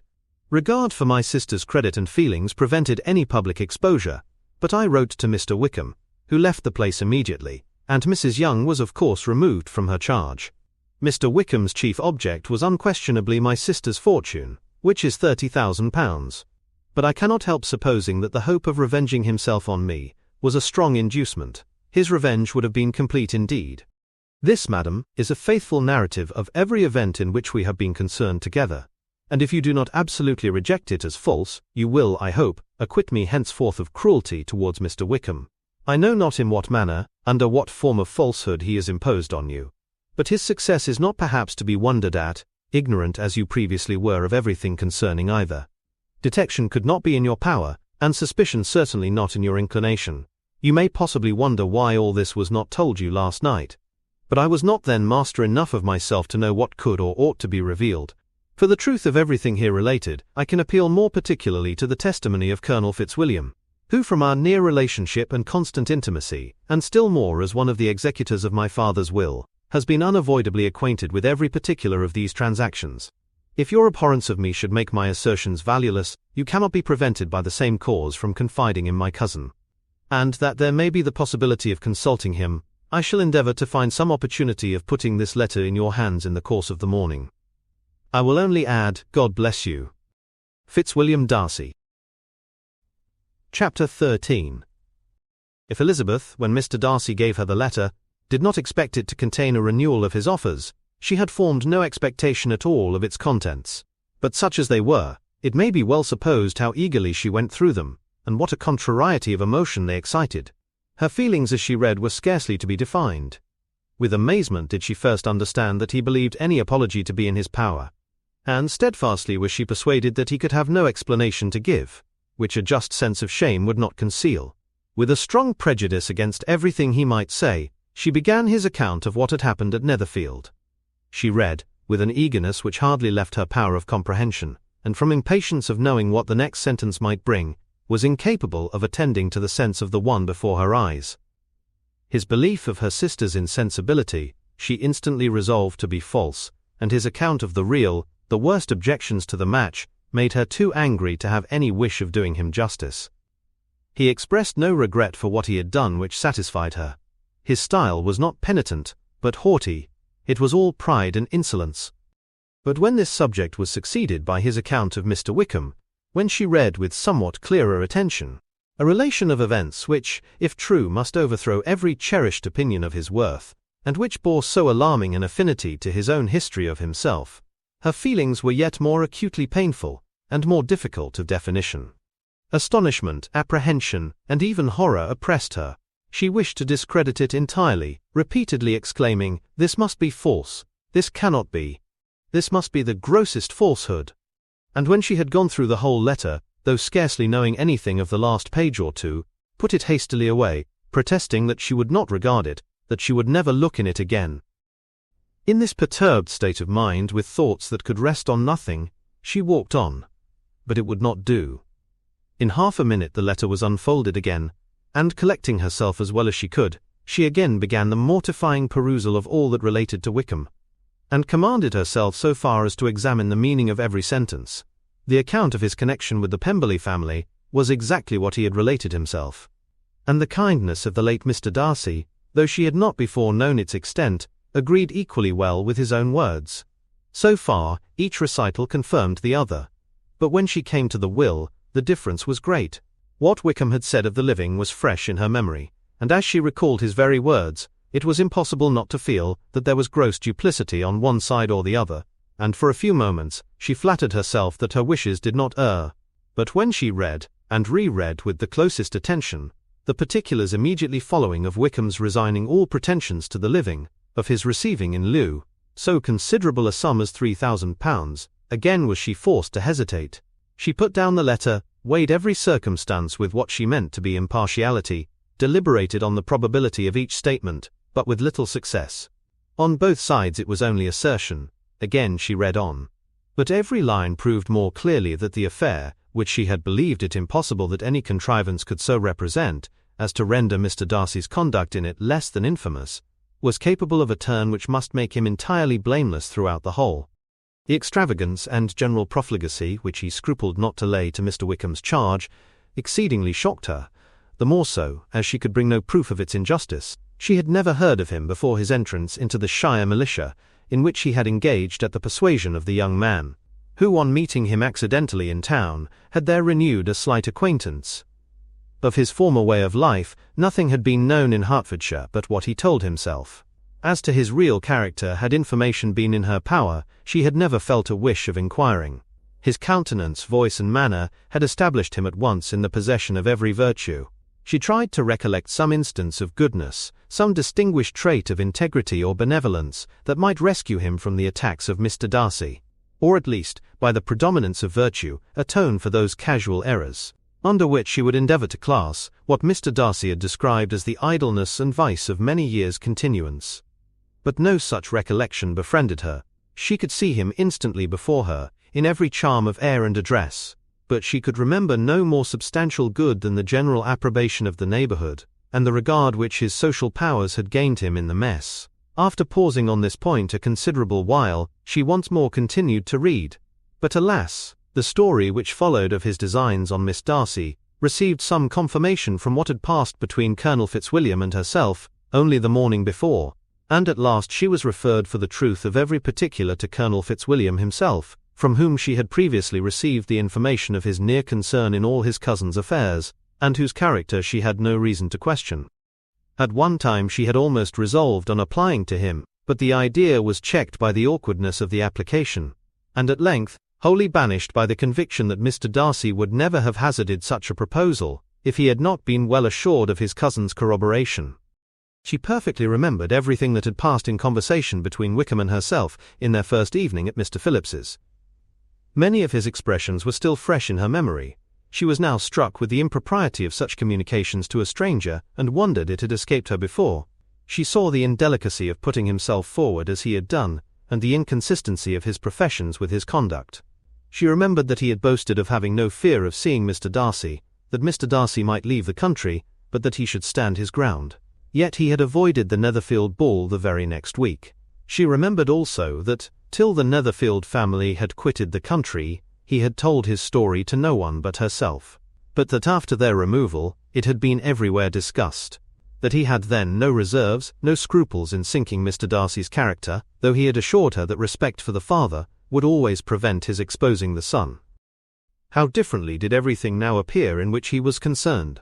His attentions to Miss King were now the consequence of views solely and hatefully mercenary, and the mediocrity of her fortune proved no longer the moderation of his wishes, but his eagerness to grasp at anything. His behavior to herself could now have had no tolerable motive.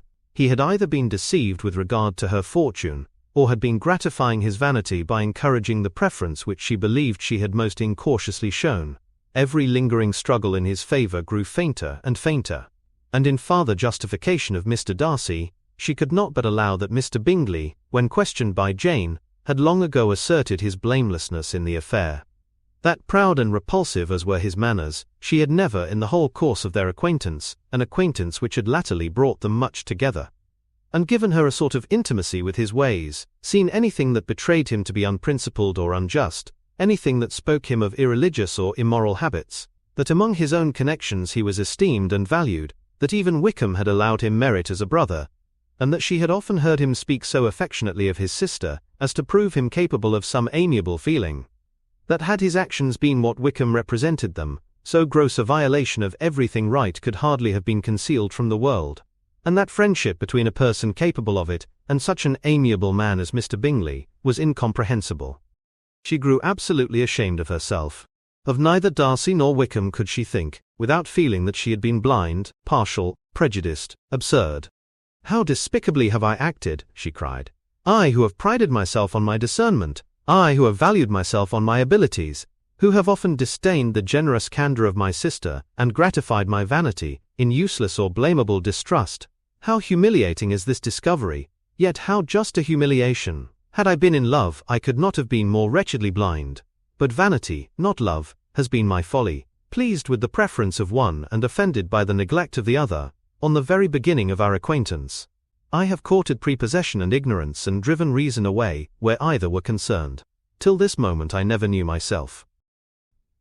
From herself to Jane, from Jane to Bingley, her thoughts were in a line which soon brought to her recollection that Mr. Darcy's explanation there had appeared very insufficient. And she read it again. Widely different was the effect of a second perusal. How could she deny that credit to his assertions in one instance, which she had been obliged to give in the other?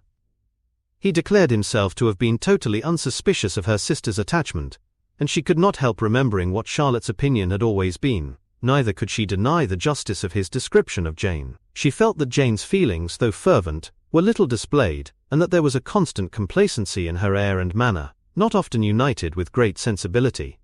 When she came to that part of the letter in which her family were mentioned, in terms of such mortifying, yet merited reproach, her sense of shame was severe. The justice of the charge struck her too forcibly for denial, and the circumstances to which he particularly alluded, as having passed at the Netherfield ball, and as confirming all his first disapprobation, could not have made a stronger impression on his mind than on hers. The compliment to herself and her sister was not unfelt. It soothed, but it could not console her for the contempt which had been thus self-attracted by the rest of her family, and as she considered that Jane's disappointment had in fact been the work of her nearest relations, and reflected how materially the credit of both must be hurt by such impropriety of conduct, she felt depressed beyond anything she had ever known before.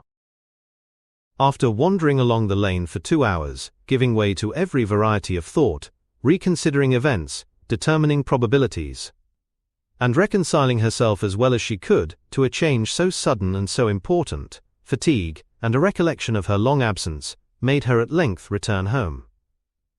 And she entered the house with the wish of appearing cheerful as usual, and the resolution of repressing such reflections as must make her unfit for conversation. She was immediately told that the 2 gentlemen from Rosings had each called during her absence. Mr. Darcy, only for a few minutes to take leave, but that Colonel Fitzwilliam had been sitting with them at least an hour, hoping for her return, and almost resolving to walk after her till she could be found. Elizabeth could but just affect concern in missing him. She really rejoiced at it. Colonel Fitzwilliam was no longer an object, she could think only of her letter. Chapter 14. The 2 gentlemen left Rosings the next morning, and Mr. Collins, having been in waiting near the lodges, to make them his parting obeisance, was able to bring home the pleasing intelligence of their appearing in very good health, and in as tolerable spirits as could be expected, after the melancholy scene so lately gone through at Rosings. To Rosings he then hastened to console Lady Catherine and her daughter, and on his return brought back, with great satisfaction, a message from her ladyship, importing that she felt herself so dull as to make her very desirous of having them all to dine with her.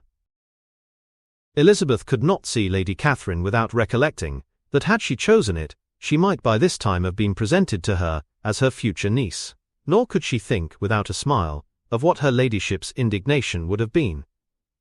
What would she have said? How would she have behaved? Were questions with which she amused herself. Their first subject was the diminution of the Rosings party. "I assure you I feel it exceedingly," said Lady Catherine. "I believe nobody feels the loss of friends so much as I do, but I am particularly attached to these young men, and know them to be so much attached to me. They were excessively sorry to go, but so they always are. The dear Colonel rallied his spirits tolerably till just at last, but Darcy seemed to feel it most acutely, more I think than last year. His attachment to Rosings certainly increases." Mr. Collins had a compliment and an allusion to throw in here, which were kindly smiled on by the mother and daughter. Lady Catherine observed after dinner that Miss Bennet seemed out of spirits, and immediately accounting for it herself, by supposing that she did not like to go home again so soon, she added, "But if that is the case, you must write to your mother to beg that you may stay a little longer. Mrs. Collins will be very glad of your company, I am sure." "I am much obliged to your ladyship for your kind invitation," replied Elizabeth, "but it is not in my power to accept it. I must be in town next Saturday." "Why, at that rate you will have been here only 6 weeks. I expected you to stay 2 months. I told Mrs. Collins so before you came. There can be no occasion for your going so soon. Mrs. Bennet could certainly spare you for another fortnight." "But my father cannot. He wrote last week to hurry my return." "Oh, your father of course may spare you, if your mother can. Daughters are never of so much consequence to a father. And if you will stay another month complete, it will be in my power to take one of you as far as London, for I am going there early in June, for a week. And as Dawson does not object to the barouche box, there will be very good room for one of you, and indeed, if the weather should happen to be cool, I should not object to taking you both, as you are neither of you large." "You are all kindness, madam, but I believe we must abide by our original plan." Lady Catherine seemed resigned. "Mrs. Collins, you must send a servant with them. You know I always speak my mind, and I cannot bear the idea of 2 young women travelling post by themselves. It is highly improper. You must contrive to send somebody. I have the greatest dislike in the world to that sort of thing. Young women should always be properly guarded and attended, according to their situation in life. When my niece Georgiana went to Ramsgate last summer, I made a point of her having 2 men servants go with her. Miss Darcy, the daughter of Mr. Darcy, of Pemberley, and Lady Anne, could not have appeared with propriety in a different manner. I am excessively attentive to all those things. You must send John with the young ladies, Mrs. Collins. I am glad it occurred to me to mention it, for it would really be discreditable to you to let them go alone. My uncle is to send a servant for us." "Oh, your uncle. He keeps a manservant, does he? I am very glad you have somebody who thinks of those things. Where shall you change horses?" "Oh, Bromley, of course. If you mention my name at the bell, you will be attended to." Lady Catherine had many other questions to ask respecting their journey, and as she did not answer them all herself, attention was necessary, which Elizabeth believed to be lucky for her. Or, with a mind so occupied she might have forgotten where she was.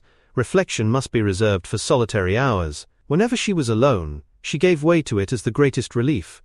And not a day went by without a solitary walk, in which she might indulge in all the delight of unpleasant recollections.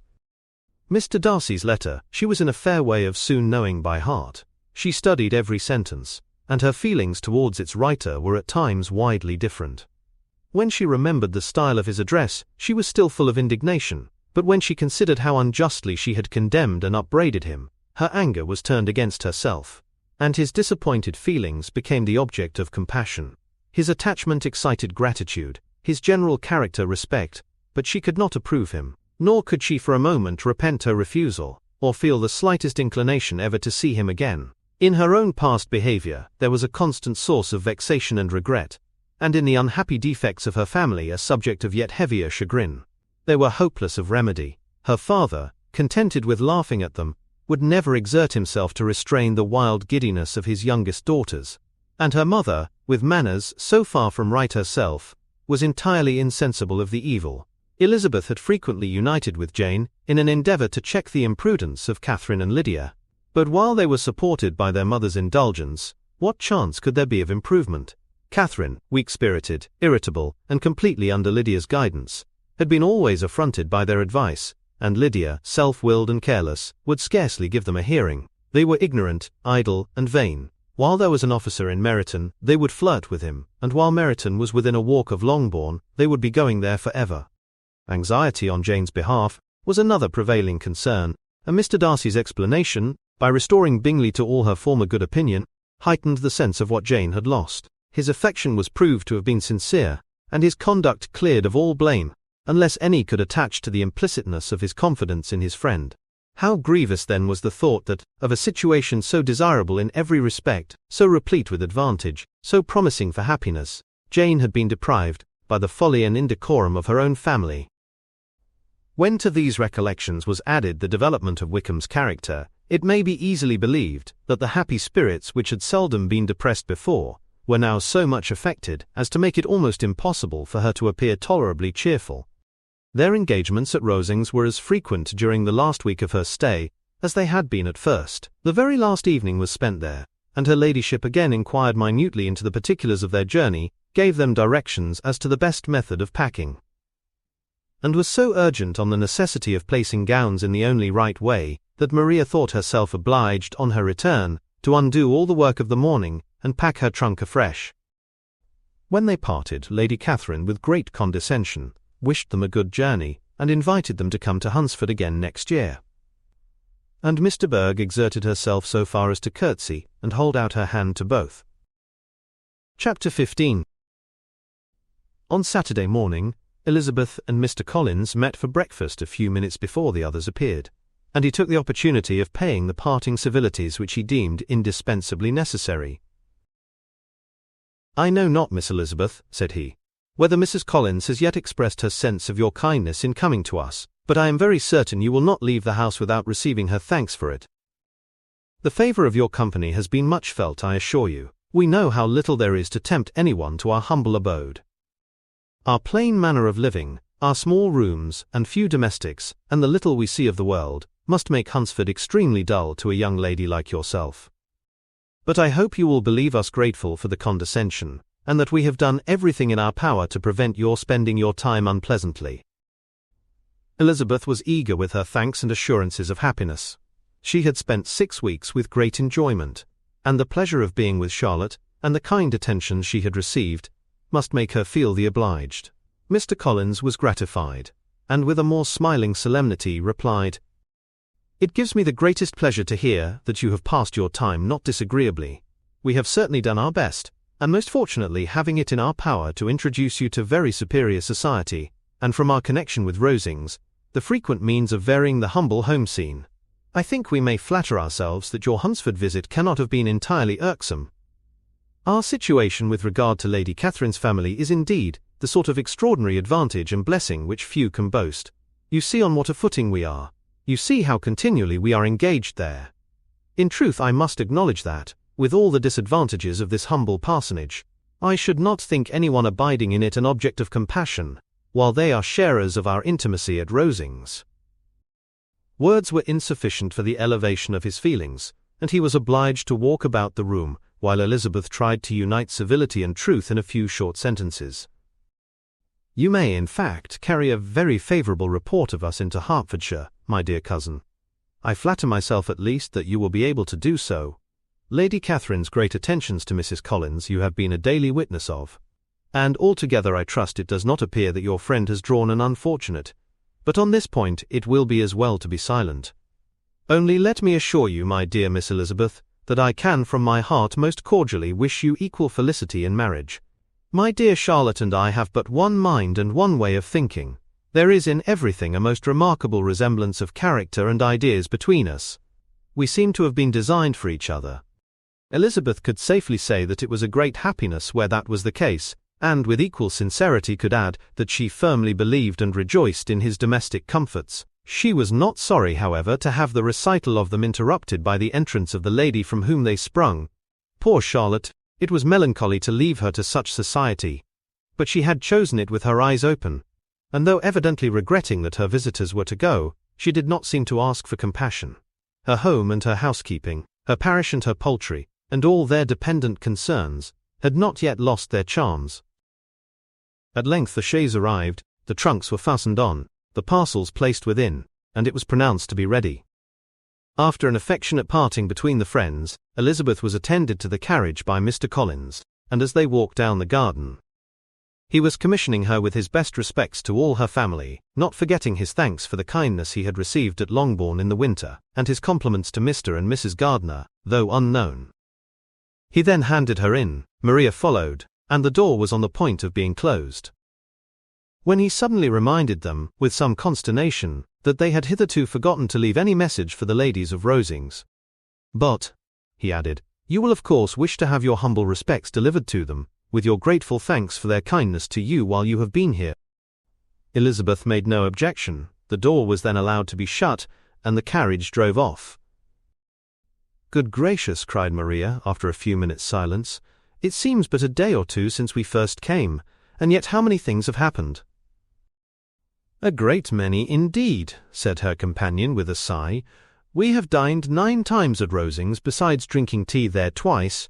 How much I shall have to tell. Elizabeth privately added, and how much I shall have to conceal.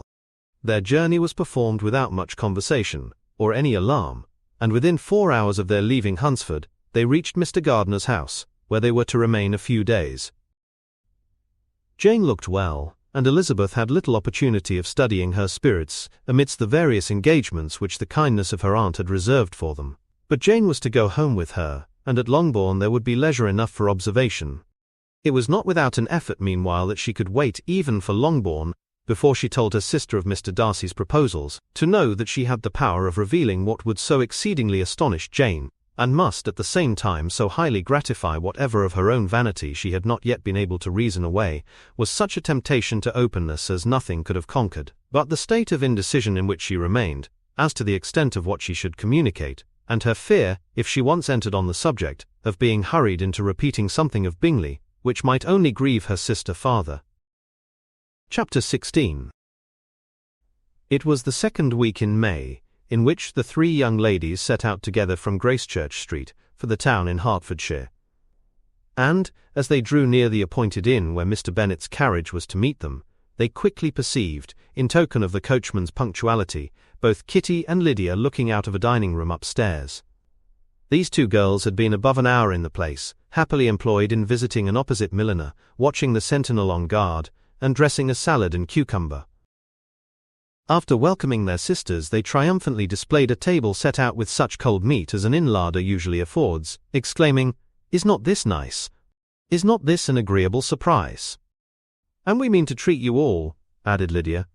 But you must lend us the money, for we have just spent hours at the shop out there. Then, showing her purchases, Look here, I have bought this bonnet. I do not think it is very pretty, but I thought I might as well buy it as not. I shall pull it to pieces as soon as I get home, and see if I can make it up any better. And when her sisters abused it as ugly, she added, with perfect unconcern, Oh, but there were 2 or 3 much uglier in the shop, and when I have bought some prettier coloured satin to trim it with fresh, I think it will be very tolerable. Besides, it will not much signify what one wears this summer, after the Shire have left Meryton, and they are going in a fortnight. Are they indeed? Cried Elizabeth with the greatest satisfaction. They are going to be encamped near Brighton, and I do so want Papa to take us all there for the summer. It would be such a delicious scheme, and I dare say would hardly cost anything at all. Mamma would like to go too, of all things. Only think what a miserable summer else we shall have. Yes, thought Elizabeth, that would be a delightful scheme indeed, and completely do for us at once. Good heaven! Brighton, and a whole camp full of soldiers, to us, who have been overset already by one poor regiment of militia, and the monthly balls of Meryton. Now I have got some news for you, said Lydia as they sat down to table. What do you think? It is excellent news, capital news, and about a certain person that we all like. Jane and Elizabeth looked at each other, and the waiter was told that he need not stay. Lydia laughed, and said, Aye, that is just like your formality and discretion. You thought the waiter must not hear, as if he cared. I dare say he often hears worse things said than I am going to say, but he is an ugly fellow. I am glad he is gone. I never saw such a long chin in my life. Well, but now for my news. It is about dear Wickham. Too good for the waiter, is not it?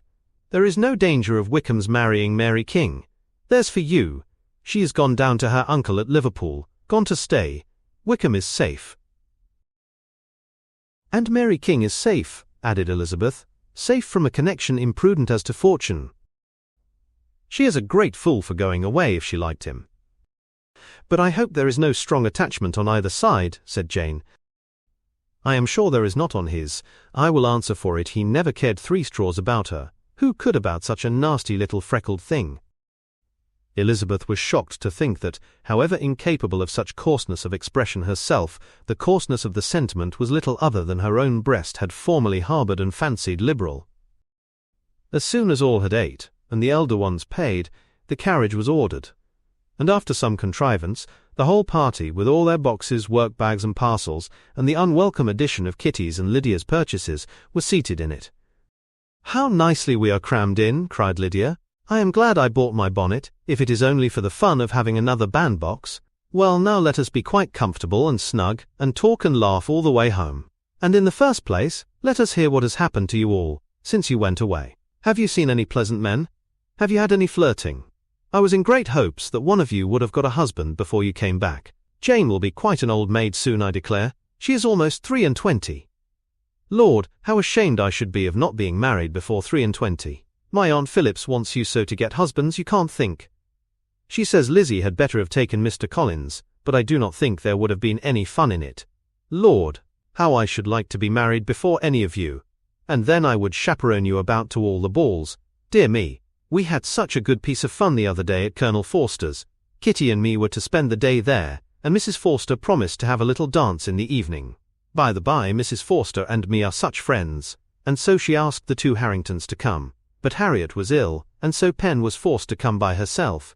And then, what do you think we did? We dressed up Chamberlain in woman's clothes, on purpose to pass for a lady. Only think what fun! Not a soul knew of it, but Colonel, and Mrs. Forster, and Kitty and me, except my aunt, for we were forced to borrow one of her gowns, and you cannot imagine how well he looked. When Denny, and Wickham, and Pratt, and 2 or 3 more of the men came in, they did not know him in the least. Lord, how I laughed, and so did Mrs. Forster. I thought I should have died. And that made the men suspect something, and then they soon found out what was the matter.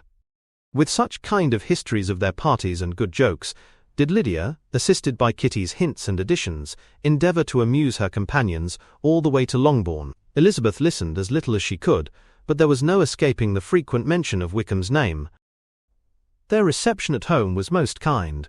Mrs. Bennet rejoiced to see Jane in undiminished beauty, and more than once during dinner did Mr. Bennet say voluntarily to Elizabeth, "I am glad you are come back, Lizzie." Their party in the dining-room was large, for almost all the Lucases came to meet Maria and hear the news, and various were the subjects which occupied them. Lady Lucas was inquiring of Maria across the table, after the welfare and poultry of her eldest daughter. Mrs. Bennet was doubly engaged, on one hand collecting an account of the present fashions from Jane, who sat some way below her, and on the other, retailing them all to the younger Miss Lucases. And Lydia, in a voice rather louder than any other person's, was enumerating the various pleasures of the morning to anybody who would hear her. "Oh, Mary," said she, "I wish you had gone with us, for we had such fun. As we went along, Kitty and me drew up all the blinds, and pretended there was nobody in the coach, and I should have gone so all the way if Kitty had not been sick, and when we got to the George I do think we behaved very handsomely, for we treated the other three with the nicest cold luncheon in the world, and if you would have gone, we would have treated you too, and then when we came away it was such fun, I thought we never should have got into the coach. I was ready to die of laughter, and then we were so merry all the way home. We talked and laughed so loud that anybody might have heard us 10 miles off." To this, Mary very gravely replied, "Far be it from me, my dear sister, to depreciate such pleasures. They would doubtless be congenial with the generality of female minds, but I confess they would have no charms for me. I should infinitely prefer a book." But of this answer, Lydia heard not a word. She seldom listened to anybody for more than half a minute, and never attended to Mary at all. In the afternoon, Lydia was urgent with the rest of the girls to walk to Meryton and see how everybody went on. But Elizabeth steadily opposed the scheme. It should not be said that the Miss Bennets could not be at home half a day before they were in pursuit of the officers. There was another reason too for her opposition. She dreaded seeing Wickham again, and was resolved to avoid it as long as possible. The comfort to her of the regiment's approaching removal was indeed beyond expression. In a fortnight they were to go, and once gone, she hoped there could be nothing more to plague her on his account. She had not been many hours at home before she found that the Brighton scheme, of which Lydia had given them a hint at the inn, was under frequent discussion between her parents. Elizabeth saw directly that her father had not the smallest intention of yielding. But his answers were at the same time so vague and equivocal that her mother, though often disheartened, had never yet despaired of succeeding at last. Chapter 17. Elizabeth's impatience to acquaint Jane with what had happened could no longer be overcome, and at length resolving to suppress every particular in which her sister was concerned, and preparing her to be surprised, she related to her the next morning the chief of the scene between Mr. Darcy and herself. Miss Bennet's astonishment was soon lessened by the strong sisterly partiality which made any admiration of Elizabeth appear perfectly natural, and all surprise was shortly lost in other feelings. She was sorry that Mr. Darcy should have delivered his sentiments in a manner so little suited to recommend them, but still more was she grieved for the unhappiness which her sister's refusal must have given him. "His being so sure of succeeding was wrong," said she, "and certainly ought not to have appeared, but consider how much it must increase his disappointment." "Indeed," replied Elizabeth, "I am heartily sorry for him, but he has other feelings which will probably soon drive away his regard for me. You do not blame me, however, for refusing him." "Blame you? Oh no." "But you blame me for having spoken so warmly of Wickham." "No, I do not know that you were wrong in saying what you did. But you will know it when I have told you what happened the very next day." She then spoke of the letter, repeating the whole of its contents as far as they concerned George Wickham. What a stroke was this for poor Jane! Who would willingly have gone through the world without believing that so much wickedness existed in the whole race of mankind, as was here collected in one individual? Nor was Darcy's vindication, though grateful to her feelings, capable of consoling her for such discovery. Most earnestly did she labor to prove the probability of error and seek to clear one without involving the other. "This will not do," said Elizabeth. "You never will be able to make both of them good for anything. Take your choice, but you must be satisfied with only one. There is but such a quantity of merit between them, just enough to make one good sort of man. And of late it has been shifting about pretty much. For my part, I am inclined to believe it all Mr. Darcy's, but you shall do as you choose." It was some time, however, before a smile could be extorted from Jane. "I do not know when I have been more shocked," said she. "Wickham so very bad. It is almost past belief. And poor Mr. Darcy, dear Lizzie, only consider what he must have suffered. Such a disappointment, and with the knowledge of your ill opinion too, and having to relate such a thing of his sister. It is really too distressing. I am sure you must feel it so." "Oh no, my regret and compassion are all done away by seeing you so full of both. I know you will do him such ample justice that I am growing every moment more unconcerned and indifferent. Your profusion makes me saving, and if you lament over him much longer, my heart will be as light as a feather. Poor Wickham, there is such an expression of goodness in his countenance, such an openness and gentleness in his manner. There certainly was some great mismanagement in the education of those two young men. One has got all the goodness and the other all the appearance of it. I never thought Mr. Darcy so deficient in the appearance of it as you used to do. And yet I meant to be uncommonly clever in taking so decided a dislike to him, without any reason. It is such a spur to one's genius, such an opening for wit to have a dislike of that kind. One may be continually abusive without saying anything just, but one cannot be always laughing at a man without now and then stumbling on something witty. Lizzie, when you first read that letter, I am sure you could not treat the matter as you do now." "Indeed I could not. I was uncomfortable enough. I was very uncomfortable, I may say unhappy. And with no one to speak to, of what I felt, no Jane to comfort me, and say that I had not been so very weak and vain and nonsensical as I knew I had. Oh, how I wanted you! How unfortunate that you should have used such very strong expressions in speaking of Wickham to Mr. Darcy, for now they do appear wholly undeserved."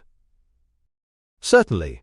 But the misfortune of speaking with bitterness is a most natural consequence of the prejudices I had been encouraging. There is one point on which I want your advice. I want to be told whether I ought or ought not to make our acquaintance in general understand Wickham's character." Miss Bennet paused a little and then replied, "Surely there can be no occasion for exposing him so dreadfully. What is your own opinion?" "That it ought not to be attempted. Mr. Darcy has not authorized me to make his communication public. On the contrary, every particular relative to his sister was meant to be kept as much as possible to myself. And if I endeavor to undeceive people as to the rest of his conduct, who will believe me? The general prejudice against Mr. Darcy is so violent that it would be the death of half the good people in Meryton to attempt to place him in an amiable light. I am not equal to it. Wickham will soon be gone, and therefore it will not signify to anybody here what he really is. Some time hence it will be all found out, and then we may laugh at their stupidity in not knowing it before. At present, I will say nothing about it." "You are quite right. To have his errors made public might ruin him forever. He is now perhaps sorry for what he has done, and anxious to re-establish a character. We must not make him desperate." The tumult of Elizabeth's mind was allayed by this conversation. She had got rid of two of the secrets which had weighed on her for a fortnight, and was certain of a willing listener in Jane whenever she might wish to talk again of either. But there was still something lurking behind, of which prudence forbade the disclosure. She dared not relate the other half of Mr. Darcy's letter, nor explain to her sister how sincerely she had been valued by his friend. Here was knowledge in which no one could partake, and she was sensible that nothing less than a perfect understanding between the parties could justify her in throwing off this last encumbrance of mystery. "And then," said she, "if that very improbable event should ever take place, I shall merely be able to tell what Bingley may tell in a much more agreeable manner himself. The liberty of communication cannot be mine till it has lost all its value."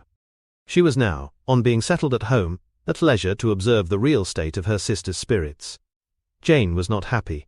She still cherished a very tender affection for Bingley, having never even fancied herself in love before. Her regard had all the warmth of first attachment, and from her age and disposition greater steadiness than first attachments often boast, and so fervently did she value his remembrance, and prefer him to every other man, that all her good sense, and all her attention to the feelings of her friends, were requisite to check the indulgence of those regrets, which must have been injurious to her own health and their tranquillity. "Well, Lizzie," said Mrs. Bennet one day, "what is your opinion now of this sad business of Jane's? For my part, I am determined never to speak of it again to anybody. I told my sister Philip so the other day, but I cannot find out that Jane saw anything of him in London. Well, he is a very undeserving young man, and I do not suppose there is the least chance in the world of her ever getting him now. There is no talk of his coming to Netherfield again in the summer, and I have inquired of everybody too, who is likely to know. I do not believe that he will ever live at Netherfield any more. Oh well, it is just as he chooses, nobody wants him to come, though I shall always say that he used my daughter extremely ill, and if I was her I would not have put up with it. Well, my comfort is I am sure Jane will die of a broken heart, and then he will be sorry for what he has done. But as Elizabeth could not receive comfort from any such expectation, she made no answer. Well, Lizzie, continued her mother soon afterwards, and so the Collinses live very comfortable, do they? Well, I only hope it will last. And what sort of table do they keep? Charlotte is an excellent manager, I dare say. If she is half as sharp as her mother, she is saving enough. There is nothing extravagant in their housekeeping, I dare say. No, nothing at all. A great deal of good management, depend upon it. Yes, they will take care not to outrun their income. They will never be distressed for money. Well, much good may it do them. And so, I suppose, they often talk of having Longbourn when your father is dead. They look upon it quite as their own, I dare say, whenever that happens. It was a subject which they could not mention before me. No. It would have been strange if they had, but I make no doubt, they often talk of it between themselves. Well, if they can be easy with an estate that is not lawfully their own, so much the better. I should be ashamed of having one that was only entailed on me. Chapter 18. The first week of their return was soon gone. The second began. It was the last of the regiment's stay in Meryton, and all the young ladies in the neighbourhood were drooping apace. The dejection was almost universal. The elder Miss Bennets alone were still able to eat, drink and sleep, and pursue the usual course of their employments. Very frequently were they reproached for this insensibility by Kitty and Lydia, whose own misery was extreme, and who could not comprehend such hard-heartedness in any of the family. Good heaven! What is to become of us? What are we to do? Would they often exclaim in the bitterness of woe. How can you be smiling so, Lizzie? Their affectionate mother shared all their grief. She remembered what she had herself endured on a similar occasion, 25 years ago. I am sure, said she, I cried for 2 days together when Colonel Millar's regiment went away. I thought I should have broke my heart. I am sure I shall break mine, said Lydia. If one could but go to Brighton, observed Mrs. Bennet. Oh yes, if one could but go to Brighton, but Papa is so disagreeable. A little sea bathing would set me up forever. And my Aunt Phillips is sure it would do me a great deal of good, added Kitty.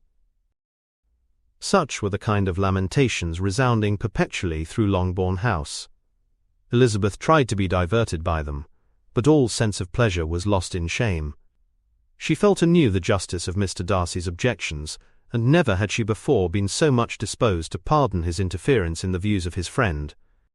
But the gloom of Lydia's prospect was shortly cleared away, for she received an invitation from Mrs. Forster, the wife of the colonel of the regiment, to accompany her to Brighton. This invaluable friend was a very young woman, and very lately married. A resemblance in good humour and good spirits had recommended her and Lydia to each other, and out of their 3 months' acquaintance they had been intimate too.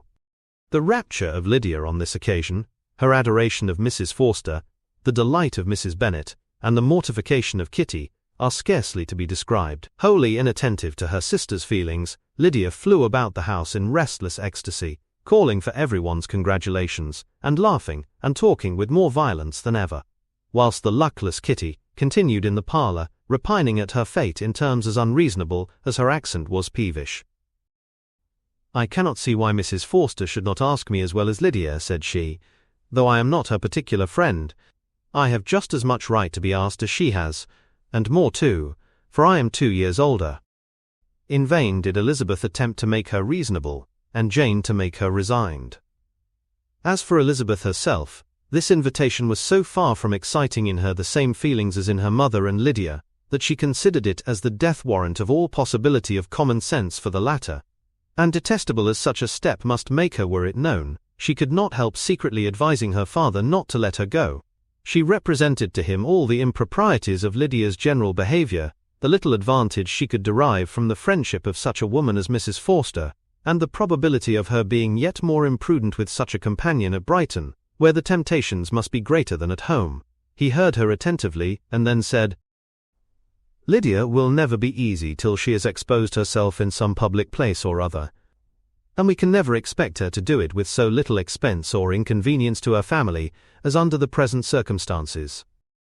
If you were aware," said Elizabeth, "of the very great disadvantage to us all, which must arise from the public notice of Lydia's unguarded and imprudent manner, nay, which has already arisen from it, I am sure you would judge differently in the affair." "Already arisen," repeated Mr. Bennet. "What, has she frightened away some of your lovers? Poor little Lizzie! But do not be cast down. Such squeamish youths as cannot bear to be connected with a little absurdity are not worth a regret. Come, let me see the list of the pitiful fellows who have been kept aloof by Lydia's folly." "Indeed, you are mistaken. I have no such injuries to resent. It is not of peculiar, but of general evils, which I am now complaining. Our importance, our respectability in the world, must be affected by the wild volatility, the assurance and disdain of all restraint which mark Lydia's character. Excuse me, for I must speak plainly. If you, my dear father, will not take the trouble of checking her exuberant spirits, and of teaching her that her present pursuits are not to be the business of her life, she will soon be beyond the reach of amendment. Her character will be fixed, and she will, at 16, be the most determined flirt that ever made herself and her family ridiculous. A flirt, too, in the worst and meanest degree of flirtation, without any attraction beyond youth and a tolerable person. And from the ignorance and emptiness of her mind, wholly unable to ward off any portion of that universal contempt which her rage for admiration will excite. In this danger Kitty is also comprehended. She will follow wherever Lydia leads. Vain, ignorant, idle, and absolutely uncontrolled. Oh, my dear father, can you suppose it possible that they will not be censured and despised wherever they are known, and that their sisters will not be often involved in the disgrace?" Mr. Bennet saw that her whole heart was in the subject, and affectionately taking her hand, said in reply, "Do not make yourself uneasy, my love.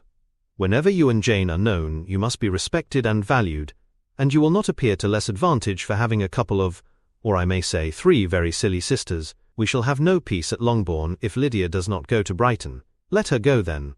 Colonel Forster is a sensible man, and will keep her out of any real mischief, and she is luckily too poor to be an object of prey to anybody. At Brighton she will be of less importance even as a common flirt than she has been here. The officers will find women better worth their notice. Let us hope, therefore, that her being there may teach her her own insignificance.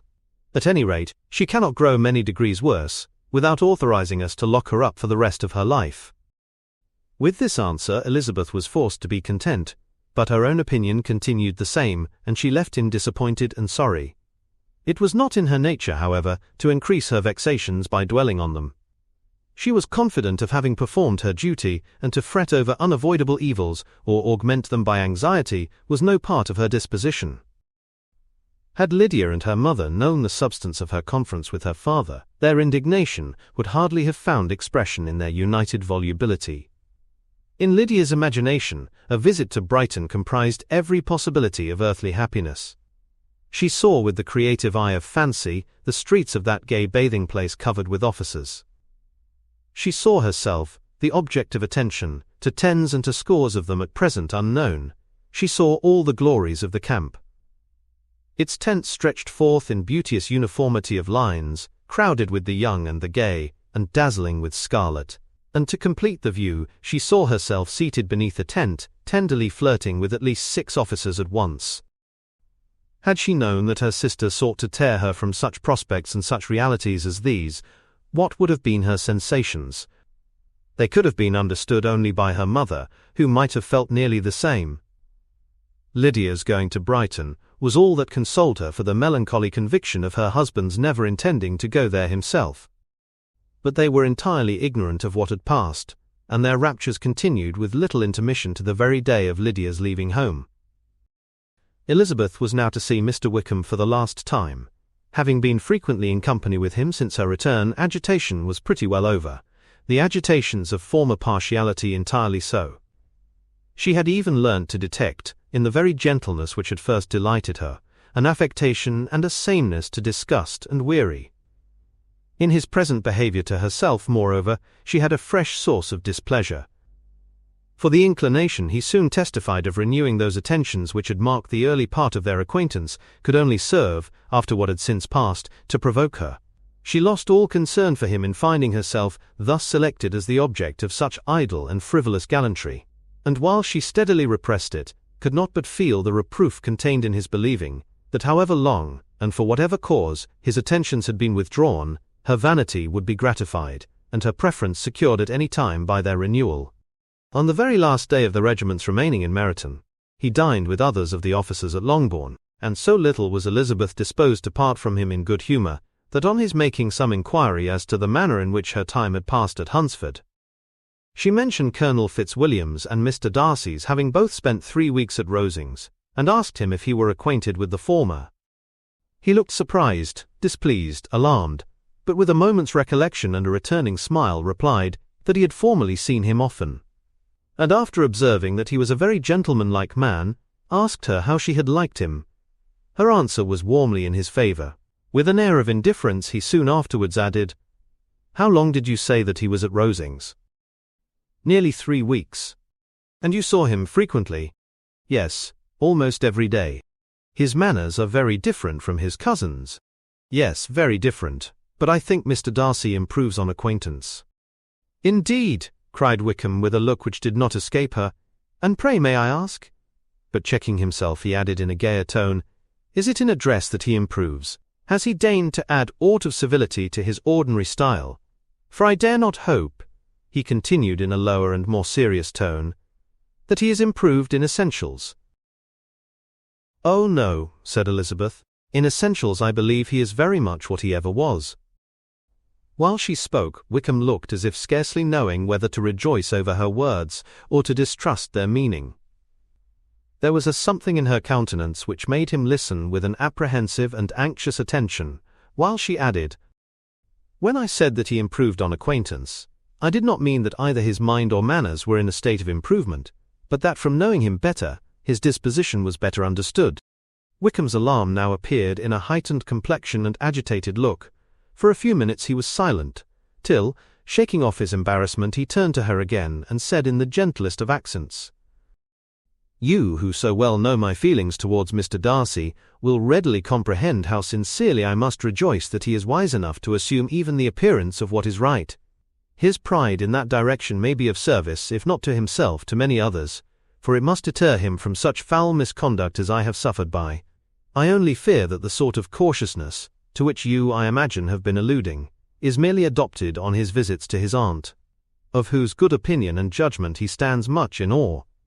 His fear of her has always operated, I know, when they were together, and a good deal is to be imputed to his wish of forwarding the match with Mr. Berg, which I am certain he has very much at heart."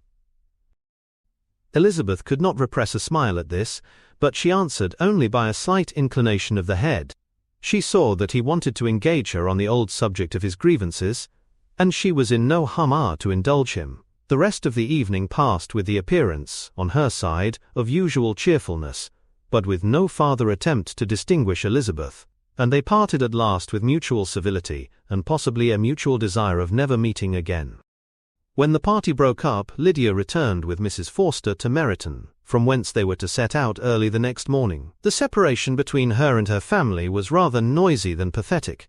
Kitty was the only one who shed tears, but she did weep from vexation and envy. Mrs. Bennet was diffuse in her good wishes for the felicity of her daughter, and impressive in her injunctions that she would not miss the opportunity of enjoying herself as much as possible, advice which there was every reason to believe would be attended to, and in the clamorous happiness of Lydia herself in bidding farewell, the more gentle adieus of her sisters were uttered without being heard. Chapter 19. Had Elizabeth's opinion been all drawn from her own family, she could not have formed a very pleasing picture of conjugal felicity or domestic comfort. Her father, captivated by youth and beauty, and that appearance of good humour which youth and beauty generally give, had married a woman whose weak understanding and illiberal mind had very early in their marriage put an end to all real affection for her. Respect, esteem, and confidence had vanished forever, and all his views of domestic happiness were overthrown. But Mr. Bennet was not of a disposition to seek comfort for the disappointment which his own imprudence had brought on, in any of those pleasures which too often console the unfortunate for their folly or their vice.